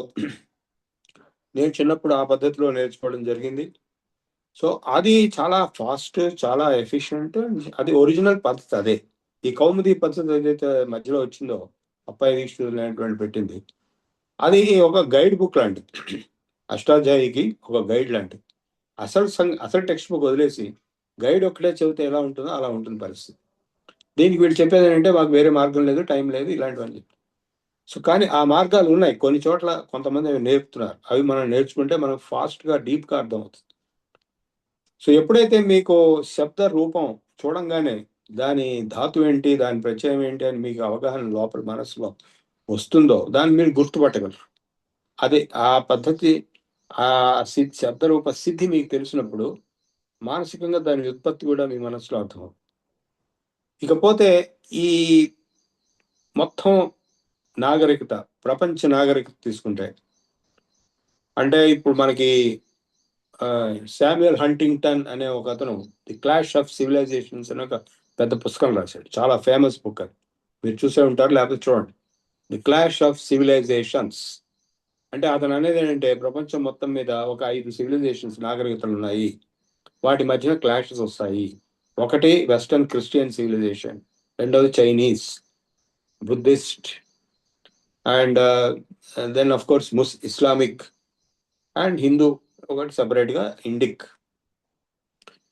సో ఒక ఇండియాతో తప్ప మిగిలిన వాళ్ళందరూ ఒకరితో ఒకరు క్లాష్లు తెచ్చుకుంటూనే ఉన్నారు. అవే యుద్ధాలన్నీ, ఇరాన్ యుద్ధం కానీ, యుక్రెయిన్ యుద్ధం కానీ, ఇవన్నీ కూడా క్లాష్లే. అంటే ఒకరికొకరు అవగాహన లేదు, ఒకరికొకరు నమ్మకం లేదు, ఒకరి మీద ఒకరికి ఏదంటే ద్వేషం ఉంది. ఎందుకు ఇలాంటి పరిస్థితి వచ్చింది, అదే మన దాంట్లో ఎందుకు రావట్లేదు అంటే మనం చరిత్ర చూడాల్సి వస్తుంది. చరిత్రలోకి వెళ్తే ఈరోజు మనకి కనపడుతున్నటువంటి ఈ చిన్న అంటే 2000, 3000, 4000, 5000 అంటే హరప్ప, మొహంజదారో, సింధు నాగరికత 5,000 సంవత్సరాలకు వెళ్తుంది. నేను వెళ్ళి అవన్నీ తిరిగాను కూడా. ధోలావీరా, లోథల్, కాళీబంగన్, అక్కడ అండర్ గ్రౌండ్ డ్రైనేజీ టౌన్షిప్స్ 5000 BCలో. ధోలావీరా రాణ్ ఆఫ్ కచ్లో ఉంది, లోథల్ అహ్మదాబాద్ ఇంకో వైపు. సో ఇవన్నీ ఏంటంటే 5,000 సంవత్సరాల నుంచి లేవు. పాకిస్తాన్ అయినా ఇండియా అయినా అంతా ఒకటే. పాకిస్తాన్ అనేది యాక్చువల్గా ఇండస్ నది ఒడ్డును కాబట్టి ఇండియానే. అది పాకిస్తాన్ అని వీళ్ళు కృత్రిమంగా కల్పించుకున్నటువంటిది. అఖండ భారతే నిజం. అట్లాగే ఆఫ్ఘనిస్తాన్ కూడా గాంధారం, ఇరాన్, కేకయం ఇట్లా అన్నీ ఉన్నాయి. మద్రా, ఈజిప్ట్, ఇవన్నీ మొత్తం గ్రేటర్ ఇండియా అంటారు దాన్ని. అంటే ఒక పక్కన సౌత్ ఈస్ట్ ఏషియా చోళ సామ్రాజ్యం తీసుకున్న, నార్త్ తీసుకున్న, అంటే శకున్ అనేవాడు ఆఫ్ఘనిస్తాన్ వాడే, వాడు రాజకుమారుడు అక్కడ వాడు. సో ఇదంతా గ్రేటర్ ఇండియా, ఒకటే ఇండియా. ఆ మహాభారత యుద్ధంలో వీళ్ళందరూ వచ్చి అన్ని దేశాల నుంచి, బాహ్లికం అంటే బ్యాక్టీరియా, బాహ్లికుడు వచ్చాడు, శంతనుడు సోదరుడు.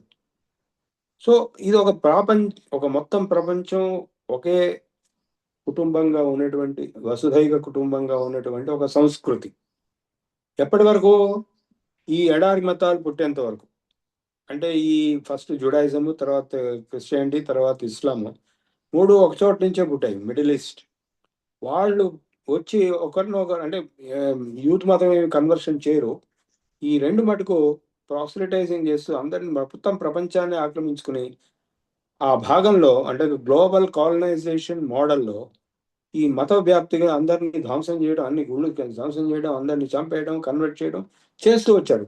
ఒకళ్ళే కాదు, ఇస్లామిక్ కాలనైజేషన్ ఒకటే కాదు, రోమన్ క్యాథలిక్ చర్చ్ కాలనైజేషన్, అది రోమన్ సామ్రాజ్య ప్రాపంచిక విస్తరణ, సామ్రాజ్యవాదం, అలాగే ఇది అరబ్ సామ్రాజ్యవాదం. సో ఇది ఇట్లా వీళ్ళు చేస్తూ వచ్చింది దేనికోసం అంటే సామ్రాజ్యం ఏర్పరచుకోవడానికి. అంతేగాని మోక్షం కోసం ఏదో మనం ఏదో గొప్పతనం సంపాదన అనేది వాళ్ళ ఉద్దేశం కానే కాదు. వాళ్ళకి అసలు మోక్షం లేనే లేదు. ఓన్లీ స్వర్గం ఉంది, నరకం ఉంది అంతే. స్వర్గంలో పర్మనెంట్గా ఉండిపోవాలి, అదే నరకంలో పర్మనెంట్గా ఉండిపోవాలి చచ్చిపోయిన తర్వాత. ఎప్పుడు? ఖయామత్ కే దిన్, డే ఆఫ్ జడ్జ్మెంట్. ఈ పాతేసిన శవాలన్నీ లేస్తాయట, వెళ్ళి అప్పుడు స్వర్గానికి నరకానికి వెళ్తాయట. అది ఒక విధమైనటువంటి కట్టుకథలా కనపడదు. ఎందుకంటే పునర్జన్మ లేదు అని వాళ్ళు చెప్తుంటే, మరి ఈ పునర్జన్మ లేకపోతే ఈ జన్మలో ఒకే క్షణంలో పుట్టినటువంటి అనేక మంది శిశువులు అనేక పరిస్థితులు ఎందుకు పుట్టారు? ఈ ప్రశ్న ఒక ఫారినర్ అడిగితే చంద్రశేఖర్ సరస్వతి ఆయన ఒక హాస్పిటల్ పంపించి ఈ ప్రశ్న జవాబు అక్కడ ఎందుకు పొమ్మన్నాడు. హాస్పిటల్ ఏంటి? Maternity hospital. ఆ మెటర్నిటీ హాస్పిటల్ ఒకే క్షణంలో ఒకే చోట ఎంతో మంది పిల్లలు పుడుతున్నారు, కానీ అందరూ రకరకాల పరిస్థితుల్లో పుడుతున్నారు. అంటే వారు రకరకాల కర్మలతో వాళ్ళు అనుభవిస్తారు తర్వాత ఫ్యూచర్లో. అనేక కష్టాలు కానీ, సుఖాలు కానీ, ఏదైనా కానీ. అంటే ఏంటి? పూర్వజన్మ ఉంది కాబట్టి పునర్జన్మ వచ్చిందని. సో ఈ అవగాహన అనేది వాళ్ళకి అసలు ఆధ్యాత్మిక తత్వం కానీ, లేదా అసలు సత్యం అనేది ఏంటి, వాట్ ఈస్ ట్రూత్, అసలు ఈ జన్మ ఏమిటి, పూర్వజన్మ ఏమిటి, మళ్ళా పునర్జన్మ ఏంటి, అసలు ఇవన్నీ ఏమీ తెలియదు. అసలు మన దగ్గర ఇంత వాంగ్మయం, వేల గ్రంథాలు, 4 వేదాలు, ఉపవేదాలు, దర్శనాలు, ఉపనిషత్తులు, పురాణాలు, ధర్మశాస్త్రాలు, ఇట్లా కొన్ని వందల వేల గ్రంథాలు ఉండగా ఎన్సైక్లోపీడియా ఆఫ్ సాంస్క్రిట్ లిటరేచర్ ఒక ఎన్సైక్లోపీడియా ఉంది, ఒక ఆయన రాశాడు. ఆయన 22,000 బుక్స్ యొక్క లిస్ట్ ఇచ్చాడు. నేను స్వయంగా చూశాను. నేను అది ఇంగ్లీష్లో రాద్దామని ట్రై చేశాను. చంద్రకాంత్ వర్ణెక్కర్ ఆయన పేరు. ఆయన చంద్రకాంత్ పెద్ద పండితుడు, నాగ్పూర్లో ఉండేవాడు. సో అది హిందీలో రాశాడు. అంటే ఇన్ని వేల గ్రంథాలు ఎట్లా మనం చదువుకునేది, అది అర్థం చేసుకునేది, అవగాహన చేసుకునేది అయ్యే పని కాదు. ఒక జన్మగా అనేక జన్మలైనా కాదు. కాబట్టి ఈ తత్వం సూక్ష్మంలో మోక్షం, అరచేతిలో వైకుంఠం లాగా మీకు ఎలా అందించాలనే ఉద్దేశంతో ప్రభాకర్ రావు గారు, నేను, విశాలాక్షి గారు, బాబు గారు, ఇటుబాబు గారు, వీళ్ళందరం అతి కష్టం మీద ఈ కోర్సులు ఆర్గనైజ్ చేయడము. పొద్దునే 6:30కి స్టార్ట్ అవుతుంది. ఎంత డిసిప్లిన్ ఉంటే మీరు ఆ టైంకి స్నానం చేసి కోర్సు అటెండ్ అవ్వగలరు. ఆ డిసిప్లిన్ కూడా వచ్చేస్తుంది. మేము ఇది అసలు నిజంగా సక్సెస్ఫుల్ అవుతుందని అనుకోలేదు, ఎందుకంటే చాలా కష్టమైన పని, అనేకమైనటువంటి కష్టాలు ఉన్నాయి ఇందులో. కానీ ఆశ్చర్యం ఏంటంటే ఇప్పటికి 15-16 బ్యాచ్లు అయినాయి, అన్ని రకాల సబ్జెక్ట్స్. సో ఇందులో ఏదో మొత్తానికి సక్సెస్ఫుల్ ఫార్ములా ఉంది అనుకోవచ్చు. ఇప్పుడు మీకు సనాతన ధర్మం గురించి సూక్ష్మంగా చెప్తాను. ధర్మం అనే శబ్దం, సనాతనం అనేది రెండు ఉన్నాయి. సనాతనం అంటే ప్రాచీనం, ఆర్వాచీనం, భవిష్యత్తు కూడా, అంటే ఎప్పటికీ ఉండేది. ధర్మం అనే శబ్దానికి ధ్రువ్ అనే ధాతు నుంచి ధృతి క్షమాదమ శౌచమస్తే ఇంద్రియ నిగ్రహ ధీర్ విద్య సత్యం అక్రోధో దశకం ధర్మ లక్షణం అని మను 10 లక్షణాలు చెప్పాడు ధర్మానికి. అట్లాగే పతంజలి యమనియమాలు సత్యాహింస బ్రహ్మచర్య అస్తే అపరిగ్రహ శౌచ సంతోష తపస్వాధ్యాయ ఈశ్వర ప్రణిధాన నియమ అని 10 చెప్పేది. అట్లాగే భగవద్గీత 16వ అధ్యాయంలో దైవీ సంపత్తి అని 26 లక్షణాలు చెప్పారు. అభయం సత్వ సంశుద్ధి జ్ఞానయోగ వ్యవస్థితి దానం దమశ్చ యజ్ఞశ్చ స్వాధ్యాయ తప ఆర్జవం అహింస సత్యం అక్రోధ త్యాగ క్షాంతిరపైశునం దయా భూతేషు అలోలుత్వం మార్దవం హ్రీ రచాపలం తేజ క్షమ ధృతి శౌచం అద్రోహో నా అభిమానిత. సో 26 ఆ 10 అని కామన్ గా కూడా చాలా ఉన్నాయి. అవన్నీ కలిపి ధర్మం అని చెప్పచ్చు మనం. లక్షణాలు, ధర్మ లక్షణాలు. కానీ ధ్రువ అనే దాతం దేని వల్ల అన్ని నిలబడి ఉంటాయో అదే ధర్మం. అంటే principles of sustainability, set of principles of sustainability అనే ధర్మం అని చెప్పచ్చు. అది ఒక విధంగా సూర్యుడు, చంద్రుడు, భూమి, అగ్ని ఇవన్నీ సహజ ధర్మాలు అని చెప్పేవేతున్నాయో, అంటే సూర్యుడికి కాంతి సహజ ధర్మం, అగ్నికి మంట సహజ ధర్మం, ఇట్లా ఇవి సహజ ధర్మాలు ఉండగా ఈ ఇందాక చెప్పినటువంటి ధర్మ లక్షణాలు సామాన్య ధర్మ లక్షణాలు.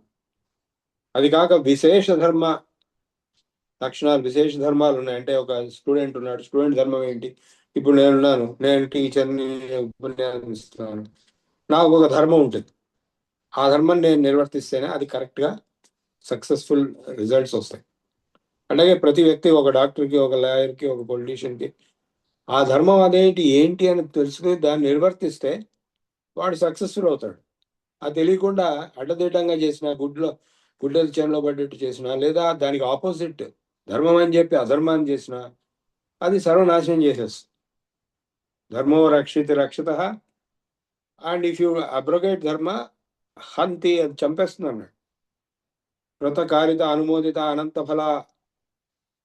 పతంజలి ఏం చెప్పాడు? Any abrogation to 5 principles of యమాస్, truth, non violence, chastity, non stealing and non positiveness, వీటికి ఏ విధమైనటువంటి వ్యతిరేకం ప్రతీకారం చేసిన, కృత కారిత చేయించిన, అనుమోదిత చేసినప్పుడు ఒప్పుకున్నా, దాని బ్యాక్లాష్ ఏదైతే ఉంటుందో అనంత ఫల అని చెప్పాడు. ఎందుకు? ఇవి దేశకాల అనవచ్చిన సార్వభౌమ మహావ్రతం అని చెప్పాడు పతంజలి. అంటే ఈ యమాలు అనేటువంటివి అన్ని కాలాల్లో, అన్ని దేశాల్లో, అంటే ఏ చోటైనా, ఏ సమయంలో అయినా అవి వ్యాలిడ్, అలాగే ఉంటాయి, మారవు. అనవచ్చిన మహావ్రత, great oaths, sovereign great oaths అన్నాడు. అంటే ఈ వీటితోటే మొత్తం ప్రపంచం నడుస్తున్నది. ఇవి ఆగిపోతే మొత్తం ప్రపంచం ఆగిపోతుంది. కేవలం మన హిందూ స్క్రిప్చర్స్ లోనే కాదు, ఇవి బైబిల్లో కూడా ఉన్నాయి, ఖురాన్లో కూడా ఉన్నాయి, జైన్ గ్రంథాల్లో ఉన్నాయి, బౌద్ధ గ్రంథాల్లో, ఈ బేసిక్ ప్రిన్సిపల్స్. కానీ వాళ్ళు పాటించరు, వాళ్ళు దానికి వ్యతిరేకం పాటిస్తారు, అది వేరే విషయం. కానీ ఈ లేకపోతే, ఏ మతంలో లేకపోయిన వాడైనా సరే, ఇప్పుడు నాస్తికులు ఉంటారు, డీకే, డిఎంకే, వాళ్ళు కూడా ఇవి ఒప్పుకుంటారు. ఎందుకంటే లా ఒప్పుకుంటారు. చట్టం, శాస్త్రం, ధర్మశాస్త్రం. చట్టం అనే శబ్దం తెలుగులో, శాస్త్రం అనే సంస్కృత శబ్దాన్ని వికృతి. ఏ శాస్త్రం? ధర్మశాస్త్రం అంటే లా. అంటే ఈ రోజున ధర్మశాస్త్రం అనేది కాన్స్టిట్యూషన్ ఆఫ్ ఇండియా. ఇంత ఒకప్పుడు మనుస్మృతి, ఇంకోప్పుడు ఇంకో స్మృతి, ఇంకోటప్పుడు ఇంకోటి. సో దాన్ని ది బుక్ అనేది, లా ఇన్ ది బుక్. శాస్త్రం, చట్టం అంటే అది. వాటిలో ఉండే ఇవే సత్యం, అహింస, బ్రహ్మచర్యం, అస్తేయం, అపరిగ్రహం. ఈ 5 బేసిస్ మీదనే అన్ని చట్టాలు ఏర్పడ్డాయి. మొత్తం ప్రపంచంలో ఏ దేశంలో అయినా సరే, ఏ సిద్ధాంతంలో అయినా సరే, కమ్యూనిస్ట్ దేశాల్లో అయినా సరే, ఇస్లాం దేశాల్లో అయినా సరే, క్రిస్టియన్ దేశాలు, ఈ 5 ఉంటాయి. రకరకాల రూపాల్లో ఉంటాయి. అంటే డైల్యూటెడ్గా ఉండొచ్చు, వికృతిగా ఉండొచ్చు. ఇప్పుడు షరియాలలో దొంగతనం చేస్తే చేతులు కట్ చేసి పారేస్తారు, చేతులు కోసి పారేస్తారు అరేబియాలో. అక్కడ ఇండియాలో అలా చేయరు. ఇండియాలో ఊరికే జైల్లో పెడతారు, కొద్ది రోజుల తర్వాత పంపించేస్తారు. కానీ అది తప్పు అనేటువంటిది, అది చేయకూడదు అనేటువంటిది మాత్రం సేమ్ కాన్సెప్ట్. సో ఇప్పుడు ఇది ఈ సనాతన ధర్మం అనేటువంటి ఎప్పటికీ అనంతంగా ఉన్నటువంటి ఈ ధర్మం అనేటువంటిది అయితే ఉందో, అండ్ దీన్ని ప్రిన్సిపల్స్ ఆఫ్ సస్టైనబిలిటీ, ఇది లేకపోతే మొత్తం ఆగిపోతే పడిపోతుంది. ధారయతి ఇది ధారణా ధర్మ ఇత్యుచ్యతే. సో ఈ ప్రిన్సిపల్స్ ని సైన్స్ లో కూడా చెప్పేవి ఇవే. సైన్స్ అంటే ఏంటి? జ్ఞానం, తెలుసుకోవడం. అంటే law of gravitation, law of attraction, laws of magnetism, laws of electrostatic forces, ఏం తీసుకున్నా కూడా అవన్నీ కూడా ధర్మాల కింద చెప్పారు. సత్యమే ధర్మం. సత్యధర్మ ప్రతిష్టాయ అని చాణక్యుడు డిక్లేర్ చేశాడు. సత్యం ధర్మం నిలపడం కోసమే ఏం చేసినా చేయాలి అని. ఆయన కూడా ఏం చేసినా అదే దానికోసమే చేస్తాడు. సో సైంటిఫిక్ లాస్ అన్ని కూడా సత్యాలు కాబట్టి అవి ధర్మం అని చెప్పచ్చు. యతో అభ్యుదయ నిశ్రేయస సిద్ధి ధర్మ అని వైశేషికంలో కణాదుడు ఎందుకు చెప్పాడు? దేనివల్ల అభ్యుదయము నిశ్రేయసము రెండు వస్తాయి, అది ధర్మం అని చెప్పి. ఇప్పుడు అభ్యుదయం ఒకటే పెట్టి మాకు నిశ్రేయసం అక్కర్లేదు అంటే, మాకు ఆధ్యాత్మిక తత్వం అక్కర్లేదు, మాకు మోక్షం అక్కర్లేదు, మేము మూర్ఖులము, మేము ఎంతసేపు డబ్బు గురించి, ఎంతసేపు బాంబుల గురించి, ఎంతసేపు విమానాల గురించి, ఎంతసేపు యుద్ధాల గురించి ఆలోచిస్తామని వీళ్ళ థింకింగ్ ఏదైతే ఉందో, ట్రంప్ లాంటి వాళ్ళది కానీ, ఇరాన్ లాంటి వాళ్ళు కానీ, రష్యా వాళ్ళని, ఏమవుతుంది చివరికి? సర్వనాశనం అవుతాం. వరల్డ్ వార్ ఎప్పుడు ఏ క్షణంలో వస్తుందని చెప్పి అందరూ ఉత్కంఠాభరితంతో భయపడి ఓడికిపోతున్నారు. సో నిశ్రేయసం అనేది లేకపోతే అదే జరుగుతుంది. నిశ్రేయసం అంటే ఏమిటి? నిశ్రేయసం, ఏది గొప్పదో అన్నిటికంటే ఎక్కువ శ్రేయస్కరం అంటే మోక్షం అని కూడా ఒక పక్కన. మోక్షం అంటే ఫ్రీడమ్. మామూలుగా ఈ ఉపన్యాసాలు చెప్పేవాళ్ళు వీళ్ళందరూ మోక్షం అనేది పుస్తకాలు రాసేవాళ్ళు కూడా అదేదో అసంభవమైనటువంటి దానిలాగా చెప్తారు. ఫ్రీడమ్ అనే విడుదల అనే అర్థం తీసుకోవాలి. అంటే మీకు ఆకలితో బాధపడుతుంటే మీరు తింటే మీకు ఆ బాధ నుంచి విడుదల వస్తుంది. లేదా కోపంతో బాధపడుతుంటే కోపం పోతే ఆ కోపం నుంచి విడుదల వస్తుంది. అలాగే దుఃఖం నుంచి విడుదల, అన్ని రకాల దుఃఖాల నుంచి. త్రివిధ దుఃఖ నివృత్తి అత్యంత పురుషార్థ అని సాంఖ్య దర్శనంలో కపులు మనం చెప్పినట్టుగా 3 రకాల దుఃఖాలు, ఆదిదైక, ఆధ్యాత్మిక, ఈ 3 రకాల దుఃఖాల నుంచి విడుదల పొందడమే మోక్షం. అంతేగాని ఏదో ఎప్పుడో అవుతుంది మనకు తెలియదు దాని గురించి అని పెద్ద పెద్ద పుస్తకాలు రాయడం కాదు. అట్లాగే ఈ మోక్షానికి మూలం జ్ఞానం. అంటే జ్ఞానం అంటే ఏంటి? పుస్తకాలు చదివితే వచ్చేది సరిపోదు, అది చదవాలి కానీ సరిపోదు. అందులో అది ఉన్నది మీకు అర్థం కాదు, unless until you experience it your self. So వీళ్ళందరూ ఆత్మజ్ఞానం, బ్రహ్మజ్ఞానం అని అన్ని గ్రంథాల్లో చెప్తుంటారు, ఉపనిషత్తులో కానీ, భగవద్గీతలో కానీ, ఆఖరికి వేదంలో కూడా. అంటే మరి ఏమిటది అని అడిగినప్పుడు ఆత్మ వేరు, బ్రహ్మం వేరు, అంటే భగవంతుడు వేరు, ఆత్మ వేరువా, రెండు ఒకటేనా? అయమాత్మ బ్రహ్మ అని ఒక మహావాక్యం. ఈ ఆత్మయే బ్రహ్మం అని. ఇదేమిటంటే అంటే అది తెలుసుకోవడమే మొత్తం ఈ రహస్యం అంతా కూడా. అంటే నేను నేను నేను నేను బాల్యాదిష్వపి జాగ్రత్త సర్వాస్వస్థాస్వపి, నేను నేను నేను నేను అనేటువంటి ఏ తత్వం, ప్రత్యేగాత్మ అంటాం. అది ప్రతి జీవి అది అనుభవిస్తున్నాడు, కంటిన్యూస్గా అనుభవిస్తున్నాడు. ఆ తత్వం మీదనే సూపర్ ఇంపోజ్డ్ కండిషనింగ్ వల్ల అనేకమైనటువంటి అనుభూతులు, దుఃఖాలు కలుగుతున్నాయి. అంటే మీ ఫిజిక్స్ టర్మ్స్ లో చెప్పాలంటే quantum field or unified field is the only truth. ఆ ఫీల్డ్ లో వచ్చేటువంటి variations are orthogonal transmission of the fields is called a wave, and electromagnetic wave. And ఆ ఫీల్డ్, ఎనర్జీ ఫీల్డ్ యొక్క పర్టికులర్ మేనిఫెస్టేషనే ఒక particle, electron, proton, neutron, ఇట్లా 400 particles ఉన్నాయి. ఇవన్నీ కూడా ఫీల్డ్ మీద వచ్చేటువంటి పరివర్తనలు, వికారాలు, అనేకమైనటువంటి transformations. But field is fundamental. మీరు ఆ ఫండమెంటల్ లెవెల్కి ఆలోచిస్తే ఏమీ లేదు, మిగిలినంతా మిథ్య, జగన్మిథ్య. యాటమ్స్ లెవెల్కి వెళ్ళి ఆలోచిస్తే మాలిక్యూల్స్ మిథ్య, మాలిక్యూల్స్ ఆలోచిస్తే గ్రాస్ మెటీరియల్ ఎంటిటీస్ అని మిథ్య. యాటమ్స్ కంటే లోతునటువంటి పార్టికల్స్కి వెళ్ళి ఆలోచిస్తే యాటమే మిథ్య. పార్టికల్స్ కంటే లోతైనటువంటి ఫండమెంటల్ ఫీల్డే వేవే energy, energy particle, particle matter, particle atom, atom molecule, ఇట్లా పైకి వెళ్తున్నాం. బట్ ఫండమెంటల్ థింగ్ ఫీల్డ్, వస్తు స్థితి. అదే మన వాళ్ళు బ్రహ్మం అన్నారు. అదే ప్యూర్ కాన్షియస్నెస్, శుద్ధ చైతన్యం, నేను అనేటువంటి ఆత్మతత్వం. ఈ సైకలాజికల్ అవేర్నెస్ ఏదైతే ఉందో అదిను ఈ ఫండమెంటల్ ఫీల్డ్ రెండు ఒకటే అని తెలుసుకోవడమే మోక్షం. అంటే నేను ఎప్పటికీ ఉంటాను, నాకు పుట్టుక లేదు, చావు లేదు, నాకు దేశం లేదు, కాలం లేదు, నేను నిత్య శుద్ధ బుద్ధాన్ని అనేటువంటి బ్రహ్మస్వరూపాన్ని అని గుర్తించడమే మోక్ష స్థితి. అది ఎంతమందికి వస్తుంది? ఒక రమణ మహర్షికి, లేదా ఓ రామకృష్ణ మహర్షికి, ఒకరో ఇద్దరు ముగ్గురు నలుగురు 10 మంది ఉండొచ్చు. మిగిలిన వాళ్ళందరూ దాన్ని ఏం చేస్తారు? దాని ఒక ఆబ్జెక్టిఫికేషన్ చేస్తారు. Objectification of the subject. ఏదైతే తాను అయి ఉన్నాడో అది బయట ఉన్నట్టుగా, తానే బ్రహ్మంబను తత్వమును మరచి రాతికి మొక్కెదరు, ఇంతకంటేను వింతగలదా? అంటే బయట ఉన్నట్టుగా దాన్ని డెపిక్ట్ చేయడం వల్ల అది భగవంతుడైనాడు. ఆ భగవంతుడిని ఒక రాతి మీద కానీ, ఒక శిల మీద కానీ, ఒక విగ్రహం మీద కానీ ఆపాదించడం వల్ల ఆ విగ్రహానికి, ఆ శిలకి ఆ భగవత్ తత్వం ఆపాదింపబడింది. కానీ మొత్తం మూలం ఎక్కడి నుంచి వస్తుంది? నీలోంచి వస్తుంది, ఆత్మతత్వం నుంచి వస్తుంది. సో ఈ జ్ఞానం తెలుసుకోవడమే మోక్షం. ఈ జ్ఞానం చెప్తున్నదే జ్ఞానకాండ ఉపనిషత్తు. సో అపరా విద్య అనేది వేద శాస్త్రాలన్నీ అపరావిద్య కింద చెప్పినా కూడా బ్రహ్మజ్ఞానం అనేది మటుకు పరావిద్య. అది ఉపనిషత్తుల నుంచి భగవద్గీతలోకి వచ్చింది, ఇంకా అనేక గ్రంథాల్లో ఉంది. మహాభారతంలో 3 ముఖ్యమైనటువంటి గ్రంథాలు ఆధ్యాత్మ తత్వ 4 అనుకోండి పోయి.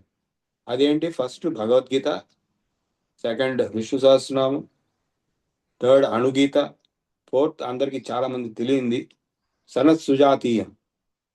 సనత్ సుజాతుడు ధృతరాష్ట్రుడికి బోధించినటువంటి తత్వజ్ఞానం. ఈ 4 కూడా బ్రహ్మజ్ఞానం, ఆత్మజ్ఞానం పూర్తిగా విశదీకరింపబడింది. ఏదైతే ఉపనిషత్తుల్లో విశదీకరింపబడిందో అదే పరావిద్య, అదే పరతత్వం. సో దాన్ని తెలుసుకోవడమే మోక్షం.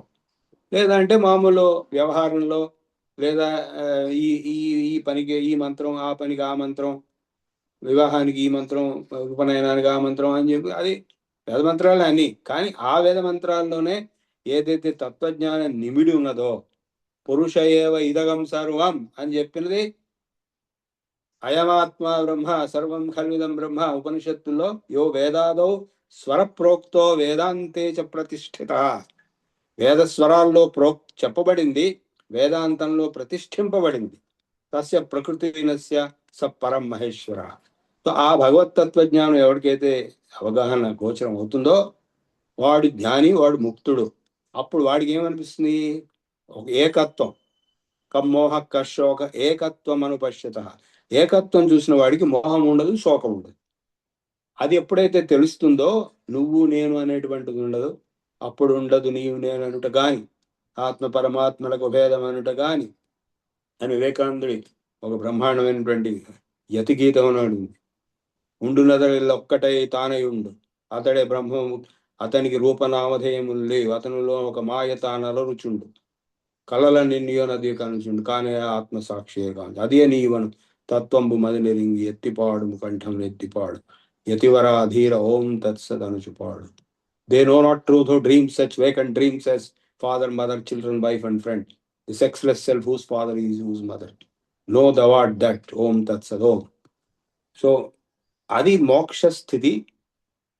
అది రావడం అనేక జన్మ పుణ్య వశంగా వస్తుంది. దాన్ని సంపాదించడం కోసమే ముందు శంకరాచార్యులు గారు చెప్పింది ఏంటంటే, ఆయన ప్రకరణ గ్రంథాల్లో స్వవర్ణాశ్రమ ధర్మాచరేణ తపసా హరితోషణాత్ ప్రభవే పుంసాం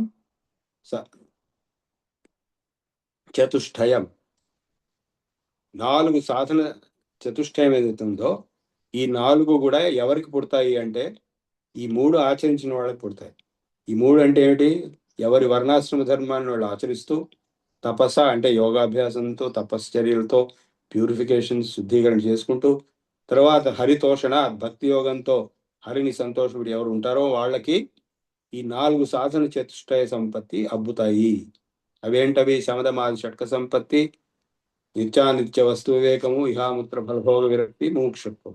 ఇవి ఎవరికి వస్తాయో వాళ్ళకి వేదాంత జ్ఞానం చెప్పబడుతుంది, వాళ్ళు ముక్తిని పొందుతారు. సో ఇది మోక్ష జ్ఞానం. ధర్మం అనేది 2 రకాలుగా చూడాలి. శంకరాచార్యులు గారు భగవద్గీత భాష్యంలో మొట్టమొదలే చెప్పారు, ధర్మో ద్వివిధ, ప్రవృత్తి లక్షణో ధర్మ, నివృత్తి లక్షణో ధర్మ. ఇప్పుడు నేను చెప్పిందంతా నివృత్తి లక్షణ ధర్మం. ప్రవృత్తి లక్షణ ధర్మం సనాతన ధర్మం చెప్పబడింది ధర్మశాస్త్రాల్లో. ఏం చేయాలి, ఎప్పుడు చేయాలి, ఏం చేయకూడదు. తస్మాత్ శాస్త్రం ప్రమాణంతే కార్యాకార్యో వ్యవస్థితో తస్మాత్ శాస్త్ర విధానోక్తం కర్మ కర్తుం ఇహార్హసి. సో భగవద్గీత శాస్త్రంలో అన్ని శాస్త్రాల యొక్క సారం ఉంది, అవి కూడా మనం తెలుసుకుంటాం. సో మనం ఈ కోర్సులో వేదాంగాలు అంటే ఈ 6 శిక్ష, కల్ప, వ్యాకరణ, నిరుక్త, ఛంద, జ్యోతిషి 6 ఎవరికైతే వస్తాయో వాడికి ఒక్కడికే వేదం యొక్క స్వరూపం అవగాహన ఉదయం అవుతుంది మనస్సు, లేకపోతే రాదు, ఊరికే చదువుతాం అంతే. 99% of the Vedic pandits are simply chanting, they don't understand the meaning. ఆ మీనింగ్ రావాలంటే 6 ఉండాలి. ఉపాంగాలు, దర్శనాలు, ఉపవేదాలు అంటే ఆయుర్వేదం ఒక ఉపవేదం, ధనుర్వేదం ఒక ఉపవేదం, దర్శనాలు శిక్షా వేదాంగాలు శిక్షా, కల్ప, వ్యాకరణ, జ్యోతిషాలతే దర్శనాలు సాంఖ్య, యోగ, న్యాయ, వైశేషిక, మీమాంస, వేదాంత దర్శనం. ఇవన్నీ కూడా మనం కొంతవరకు ఏదో కొంత అవగాహన తెచ్చుకోవడానికి ఈ కోర్సులో ప్రయత్నిస్తాం. ఈ కోర్సులో పాఠాలు చెప్పేవాళ్ళు నాలాంటి వాళ్ళు ఏమి పూర్ణజ్ఞానులేం కాదు. నా మటుకు నేను ఒక అజ్ఞానినే చెప్పుకుంటున్నాను, ఎందుకంటే ఎవడైతే తాను జ్ఞాని అనుకుంటాడో వాడు మూర్ఖుడు. సో నేను అజ్ఞానినే కాబట్టి నా అజ్ఞానం అయినా కూడా ఎంతవరకు నేను అనుకుంటున్నానో అది మీతో పంచుకోవడం, అంతేగాని ఇదేదో పూర్ణ జ్ఞానం మాకున్నట్టు మేము మీకు చెప్తున్నట్టు కాదు అది. సో మీరు స్వయంగా తెలుసుకోవాలి. మీరు స్వయంగా తెలుసుకునేందుకు కేవలం దోహదపడే మటుకే ఈ కోర్సులో ఇవ్వబడే ప్రవచనాలు. దీనివల్ల మీకు అందరికీ డెఫినెట్గా ఉపయోగం వస్తుంది. మీరందరూ కూడా సనాతన ధర్మంలో నిష్ణాతులు అయ్యేందుకు ప్రయత్నిస్తారు. తర్వాత సనాతన ధర్మాన్ని రక్షించేందుకు, తర్వాత గర్వాపసి కూడా చేసేందుకు. ఇప్పుడు కరుణాకర్, సుగుణ వీళ్ళందరూ ఉన్నారు, వాళ్ళందరూ గర్వాపసి అయ్యారు, వచ్చి వేరే వాళ్ళని కూడా తీసుకొస్తున్నారు. అది మనం చేయకపోతే కొన్ని సంవత్సరాలకి ఇండియాలో హిందువులు ఉండరు. అలాంటి పరిస్థితులు వీళ్ళు ఏర్పరుస్తున్నారు. సో మనం గట్టిగా నిలబడి ఇదిగో ఇది మాది సైంటిఫిక్, మాకు ప్రూఫ్ ఉంది, మీ దగ్గర ఏం లేదు, మీరన్నీ కట్టుకథలు అని ఎప్పుడైతే మనం వాళ్ళని కన్విన్స్ చేస్తామో వాళ్ళకి నోరు మూసుకుని వెళ్ళిపోతారు. అప్పుడు మన వాళ్ళని మనం వెనక్కి తీసుకోవచ్చు. ఆ అవగాహన మనం ఉండాలి, మనం వేరే వాళ్ళకి తెప్పించగలగాలి. ఈ ఉద్దేశంతో ఈ కోర్సు పెట్టాము. ఇందులో మీరందరూ సఫలీకృతులు అవుతారని ఆశిస్తున్నాను. శాంతి. బాబు గారు ధన్యవాదములండి. బాబు గారు సద్విద్యానంద్ గారు వచ్చారు. అవును. నమస్తే స్వామినీజీ, నమస్తే.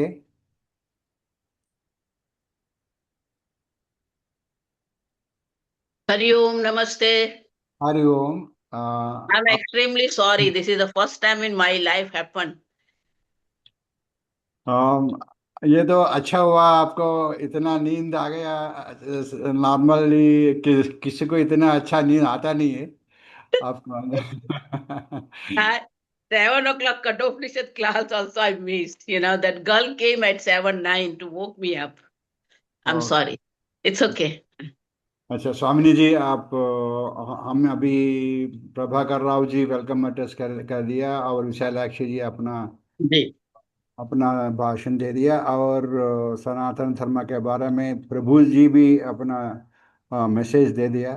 हम आपसे Yeah. अनुरोध करते हैं कि आप अपना ब्लेसिंग्स सभी पार्टिसिपेंट्स को दे. Yes. स्वामिनी जी. శుభోదయం మాతాజీ. Hari Om, Namaste. నమస్తే. I'm sorry.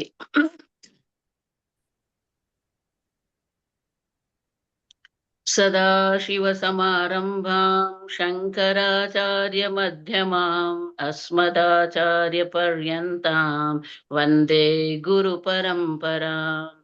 ईश्वरो गुरुरात्मेति मूर्तिभेदविभागिने व्योमवद्व्याप्तदेहाय दक्षिणामूर्तये नमः।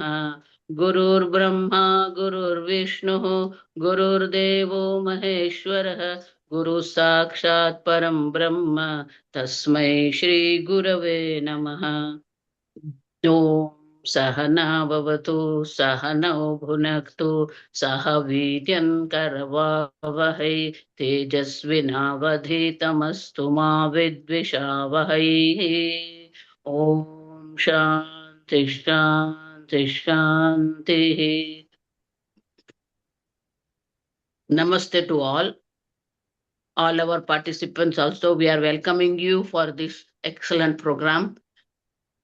आप सब यहाँ ये प्रोग्राम में आपका सबका चयन हुआ, सिलेक्शन हुआ है, ये भगवान की बहुत ही असीम कृपा है। क्योंकि मनुष्य जन्म मिलना, मनुष्य जन्म में भी हमें आध्यात्मिक जीवन के लिए इच्छा होना भी बहुत दुर्लभ है। माया का कार्य ऐसा है कि सब आकर्षित रहते हैं, किंतु आप सब यहाँ आए, आप सबको यहाँ ये मौका मिला है, अवसर प्राप्त हुआ है, ये बहुत ही दर्शाता है कि ईश्वर की कितनी बड़ी कृपा है। और ये मातृभाषा में हो रहा है। तो मातृभाषा जो है वो हमारी बॉडी है। पूरे भारत में ये बहुत ही हमें उसका प्रचार प्रसार करना चाहिए कि जो भी हो, लेकिन बेसिक जो है वो हमारी संस्कृत भाषा या तो मातृभाषा में होना चाहिए। क्योंकि ये हमारा शरीर है। जब हम गर्भ में होते हैं, जो भाषा हमने सुनी है वो हमारी डिफॉल्ट भाषा है। आज के कंप्यूटर की भाषा में बोले तो वो डिफॉल्ट भाषा हमारी जो है, हमारे शरीर में जो है वो हमारी मातृभाषा होती है। इट इज इनबिल्ट इन अस। और ऐसा नहीं है कि अंग्रेजी के बिना कुछ नहीं हो सकता है। ये हमारे अभी भी ये हमारी इंटेलेक्चुअल स्लेवरी है, ये गुलामी है हमारे मन में कि अंग्रेजी के बिना नहीं होता है। आप रशिया में जाइए, रशियन भाषा में सब होता है। आप नॉर्थ कोरिया में जाइए, सब वहां पर नॉर्थ कोरिया अपनी भाषा में ही होता है। जापान जाइए, वहां पर भी अपनी भाषा में ही करते हैं। नॉर्थ कोरिया से अभी सूरत में एक एम्ब्रॉयडरी मशीन ले आए, वो 2 करोड़ का। तो वो फुल्ली ऑटोमेटिक मशीन है। उनके जो कंप्यूटर है, वो कंप्यूटर में आपको डिजाइन डालनी है, आपको कपड़ा डाल देना है, कलर डाल देना है, थ्रेड, ऑटोमेटिकली वो पूरे एम्ब्रॉयडरी करता है। वो कंप्यूटर भी कोरियन भाषा में है। जो जिसने ये खरीदा उसको कोरियन लोगों को यहाँ एम्प्लॉय करना पड़ा। क्यों? क्योंकि पूरा कंप्यूटर कोरियन भाषा में है। तो हम हमारी भाषा में क्यों नहीं कर सकते? तो ये जो हमारे मन में डाला गया है ये बहुत ही गलत है। हमें इससे बाहर निकलना ही पड़ेगा कि मातृभाषा में कहीं कुछ भी नहीं तो स्कूल तक तो हम मातृभाषा रखें।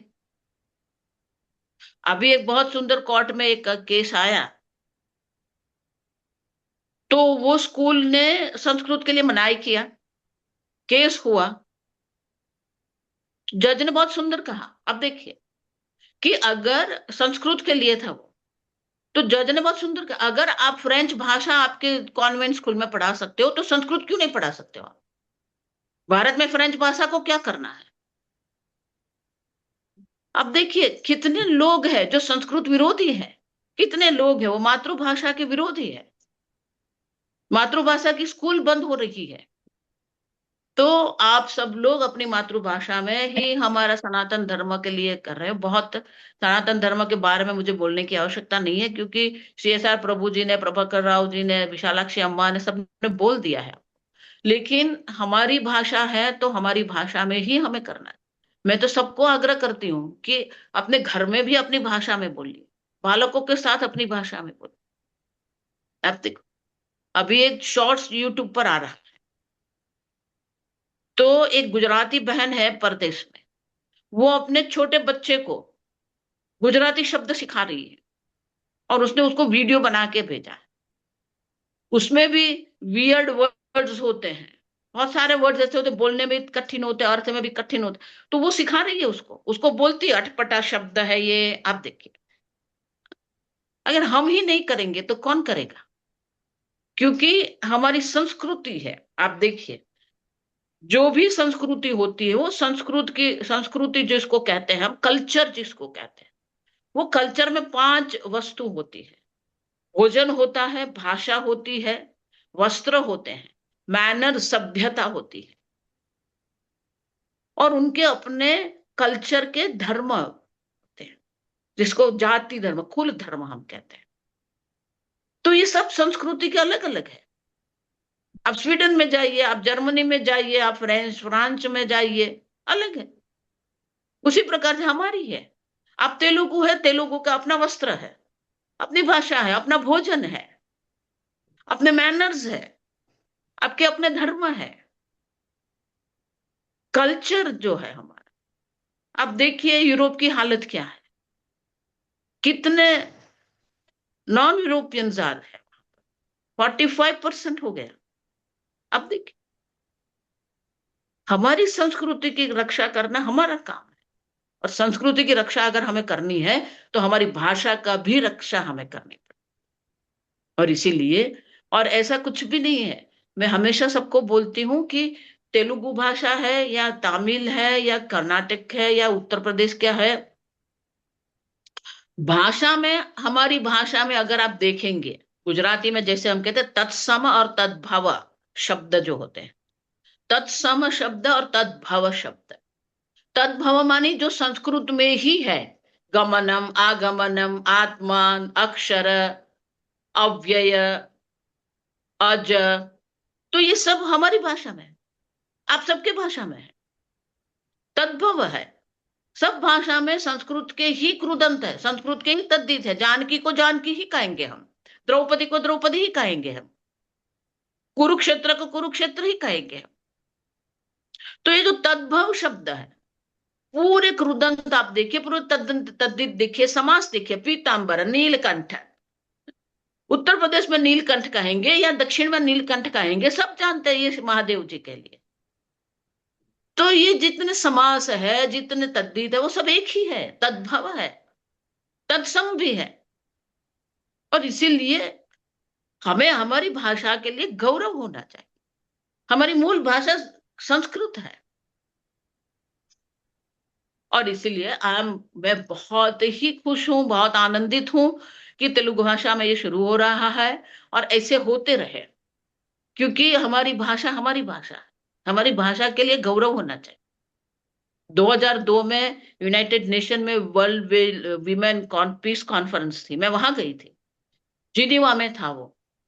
वहां कोई अंग्रेजी नहीं बोल रहा है, वहां की दुकान पर भी अंग्रेजी बोर्ड नहीं है, होटल में भी नहीं, मात्र मैनेजर को ही होटल में अंग्रेजी आती थी। जो हाउसकीपिंग पीपल थे, जो रूम क्लीनिंग वाले थे, कोई नहीं। और Geneva is a world best tourist place,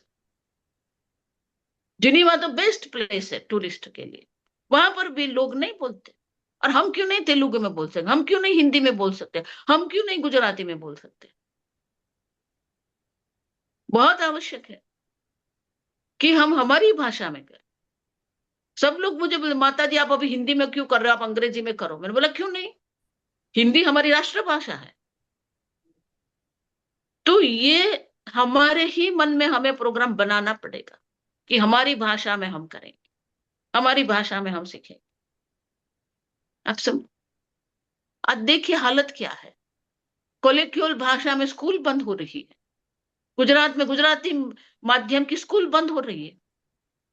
मुझे पता नहीं है वहां तेलंगाना में, आंध्र प्रदेश में क्या हालत है, तमिलनाडु में क्या हालत है। हमें आवश्यक है, ऐसा है ही नहीं कि इंग्लिश में करेंगे तो आईक्यू हाई होगा।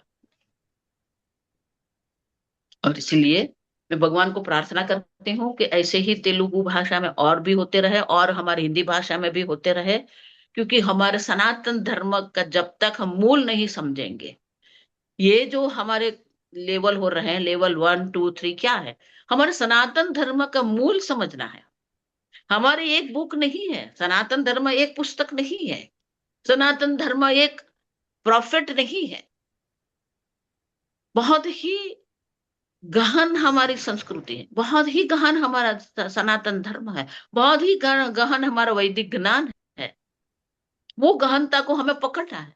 गहनता को पकड़ना है तो आपको ये पहला लेवल करना पड़ेगा, फिर आपको दूसरा लेवल करना है, तो आपको पता चलेगा कि कितनी गहनता है, कितनी महानता है।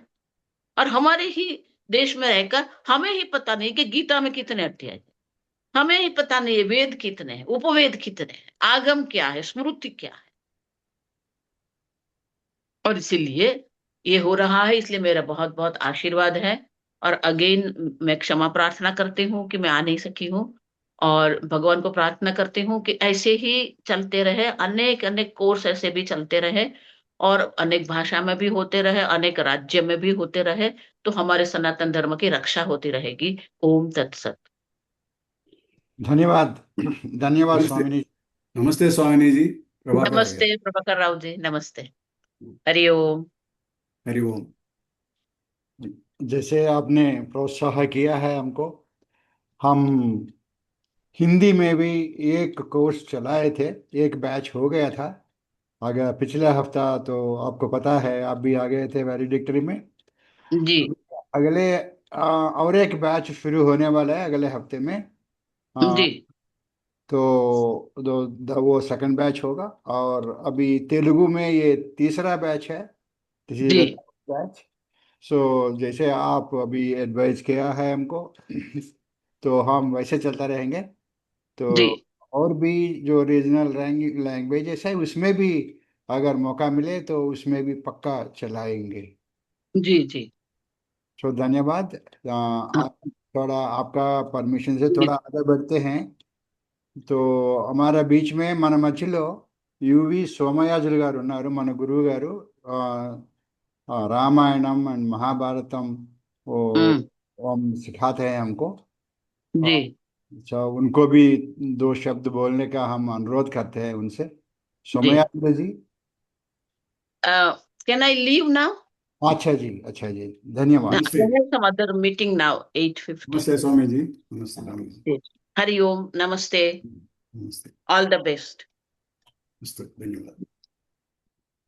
सदाशिवसमारम्भां व्यासशङ्करमध्यमाम् अस्मदाचार्यपर्यन्तां वन्दे गुरुपरम्पराम्। सर्वलोकानां विषये गौरोगिणां निधये सर्वविद्यानां दक्षिणामूर्तये नमः। नारायणं नमस्कृत्य नरं चैव नरोत्तमं देवीं सरस्वतीं व्यासं ततो जयमुदीरयेत्। పెద్దలందరికీ కూడా నమస్కారములు పేరు పేరున।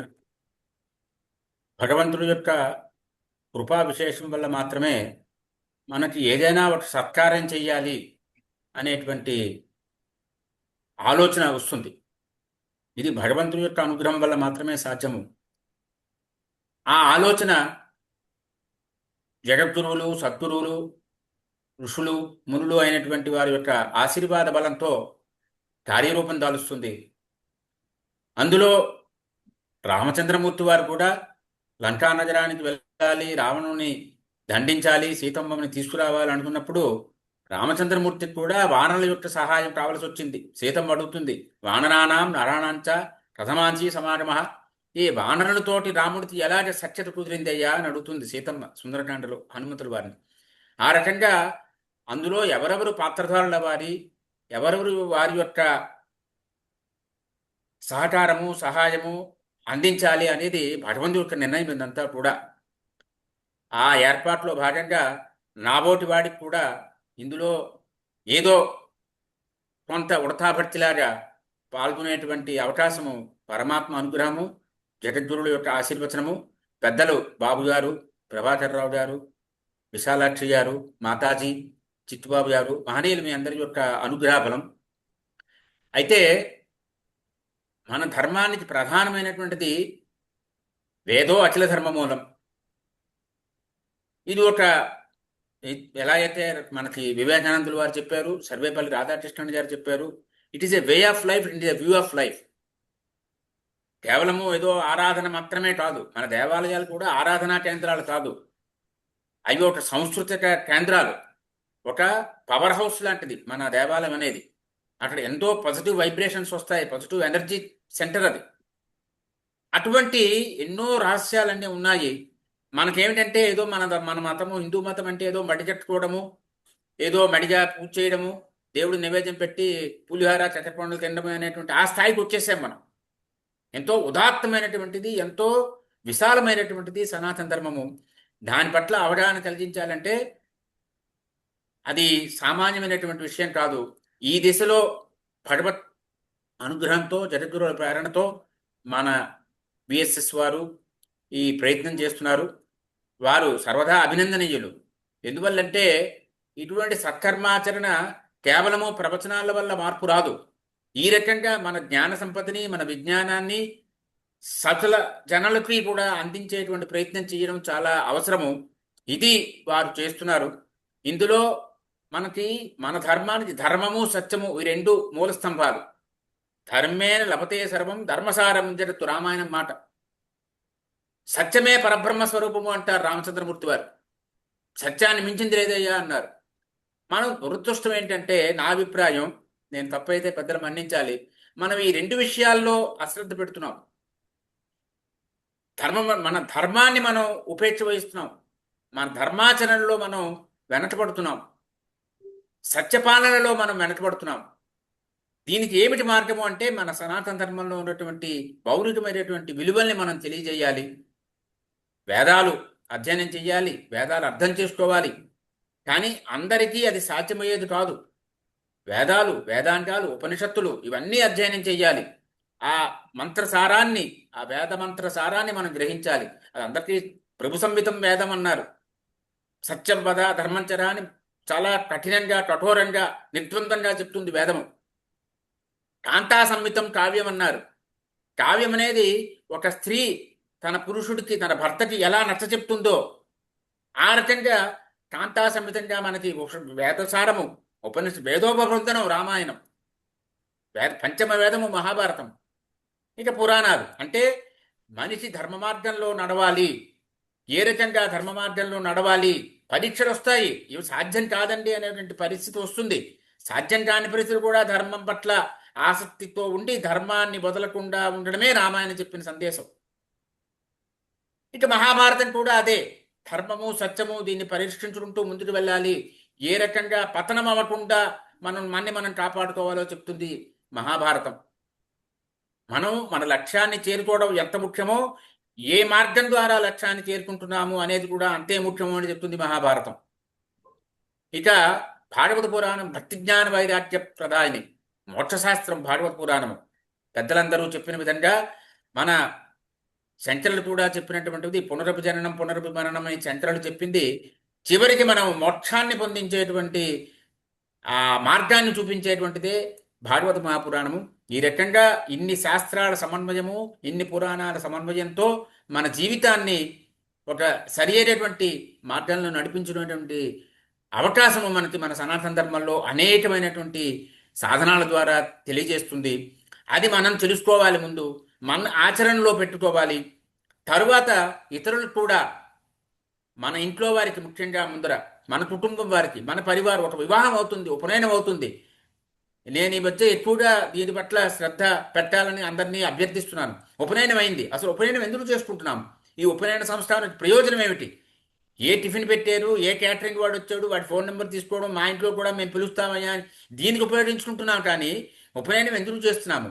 ఉపనయనం చేసుకున్న బ్రహ్మచారి యొక్క వాడు చేయవలసిన పని ఏమిటి? వాడి కర్తవ్యం ఏమిటి? What are the dos and don'ts for the brahmachari right from the day of Upanayana, ఆజీవన పర్యంతం వాడు ఏం చెయ్యాలి? ఇటువంటి విషయాలు మనం ఉపనయనంలో ఒక్క పావుగంట, ఒక్క అరగంట పెద్దలు ఎవరినో పిలవడం, అయ్యా ఉపనయన సంస్కారం గురించి 4 విషయాలు చెప్పండి. మహనీయులు వేద పండితులు ఉంటారు, వేదాధ్యాయి సదాశివ అన్నారు. అటువంటి వారి ద్వారా చెప్పడం వల్ల మన యువతకు కూడా మనము మన జ్ఞానము మన విజ్ఞాన సర్వస్వాన్ని అందించే ప్రయత్నం అవుతుంది. వివాహం అవుతుంది. వివాహం ఒక వేడుక కాదు, ఉపనయనం వేడుక కాదు, వీడియో కోసం కాదు అది. అందువల్ల ఆ సంస్కారాల గురించి మనం తెలియజేస్తూ ఉండాలి. ఎప్పుడైతే కాలాతీతమైంది, మన్నించాలి. అందరికీ మరొకసారి హృదయపూర్వకమైన ధన్యవాదాలు, నమస్కారములు. జై శ్రీరామ్. మహాదేవ. ధన్యవాదములండి సోమయాజులు గారు. Thank you so much. మీరు మీ టైం తీసుకొని మీరు వచ్చారు. Thank you so much. ఇప్పుడు మనము ఈ ఫంక్షను అయిపోయింది. మనము ఇప్పుడు ప్రార్థన జనగణమన చేసుకుందాము. చలా చిట్టిబాబు గారు.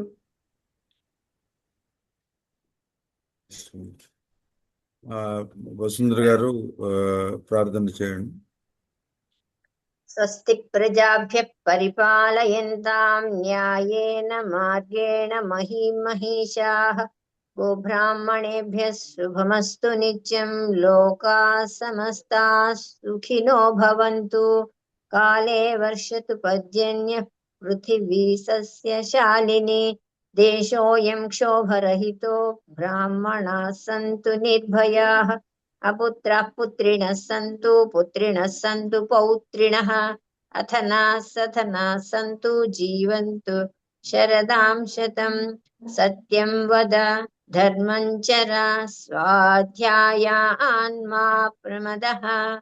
సర్వే భవంతు సుఖినః సర్వే సంతు నిరామయాః. సర్వే భద్రాణి పశ్యంతు మా కశ్చిద్ దుఃఖభాగ్ భవేత్. ఓం శాంతి శాంతి శాంతి.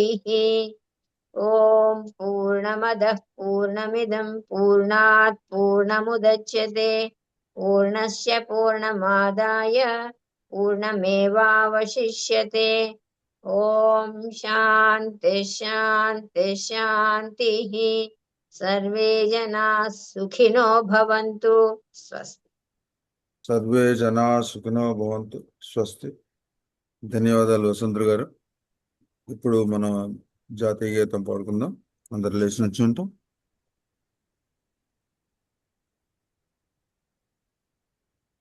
जनगणमन अधिनायक जय हे भारत भाग्य विधाता. पंजाब सिंधु गुजरात मराठा द्राविड़ उत्कल बंगा. विंध्य हिमाचल यमुना गंगा उच्छल जलधि तरंगा. तव शुभ नामे जागे तब शुभ आशीष मांगे.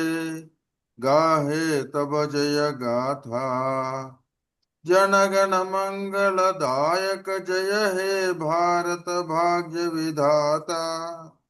जय हे जय हे जय हे जय जय जय जय हे.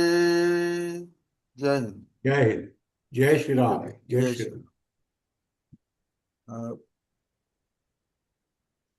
కాస్త కాలాతీతం అయింది. వాళ్ళ మొదటి రోజు ఇనాగ్రల్ సెషన్ కాబట్టి కాస్త సనాతన ధర్మం గురించి, కోర్సు గురించి కాస్త మీ అందరికి విస్తృతంగా తెలియజేయడానికి కాస్త సమయం పట్టింది. కాకపోతే ప్రతిరోజు క్లాసు 6:30 నుంచి 8 దాకానే ఉంటుంది. కాబట్టి ఇవాళ అందరూ చాలా శ్రమ తీసుకుని ఉన్నారు. దానికి ధన్యవాదాలు. నేను చూసింది ఏంటంటే మాలతి వేమూరి వారు వాళ్ళ చిన్న పిల్లతో కూడా కూర్చుని ఉన్నారు.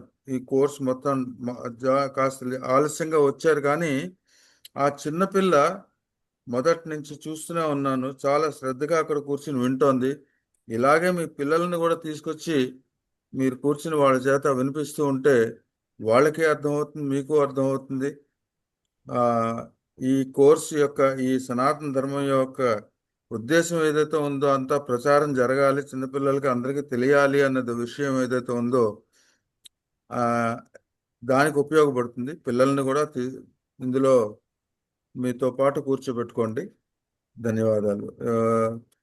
బాబు గారు ఇంకేమైనా చెప్తారా మీరు? లేదు. ఓకే. సో ఇంతటితో ఈ సమాప్తి చేస్తున్నాం. వచ్చిన అందరికీ ధన్యవాదాలు. నమస్కారం. ధన్యవాదాలండి.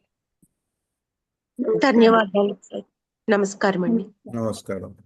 ధన్యవాదాలు. శ్రీ గురు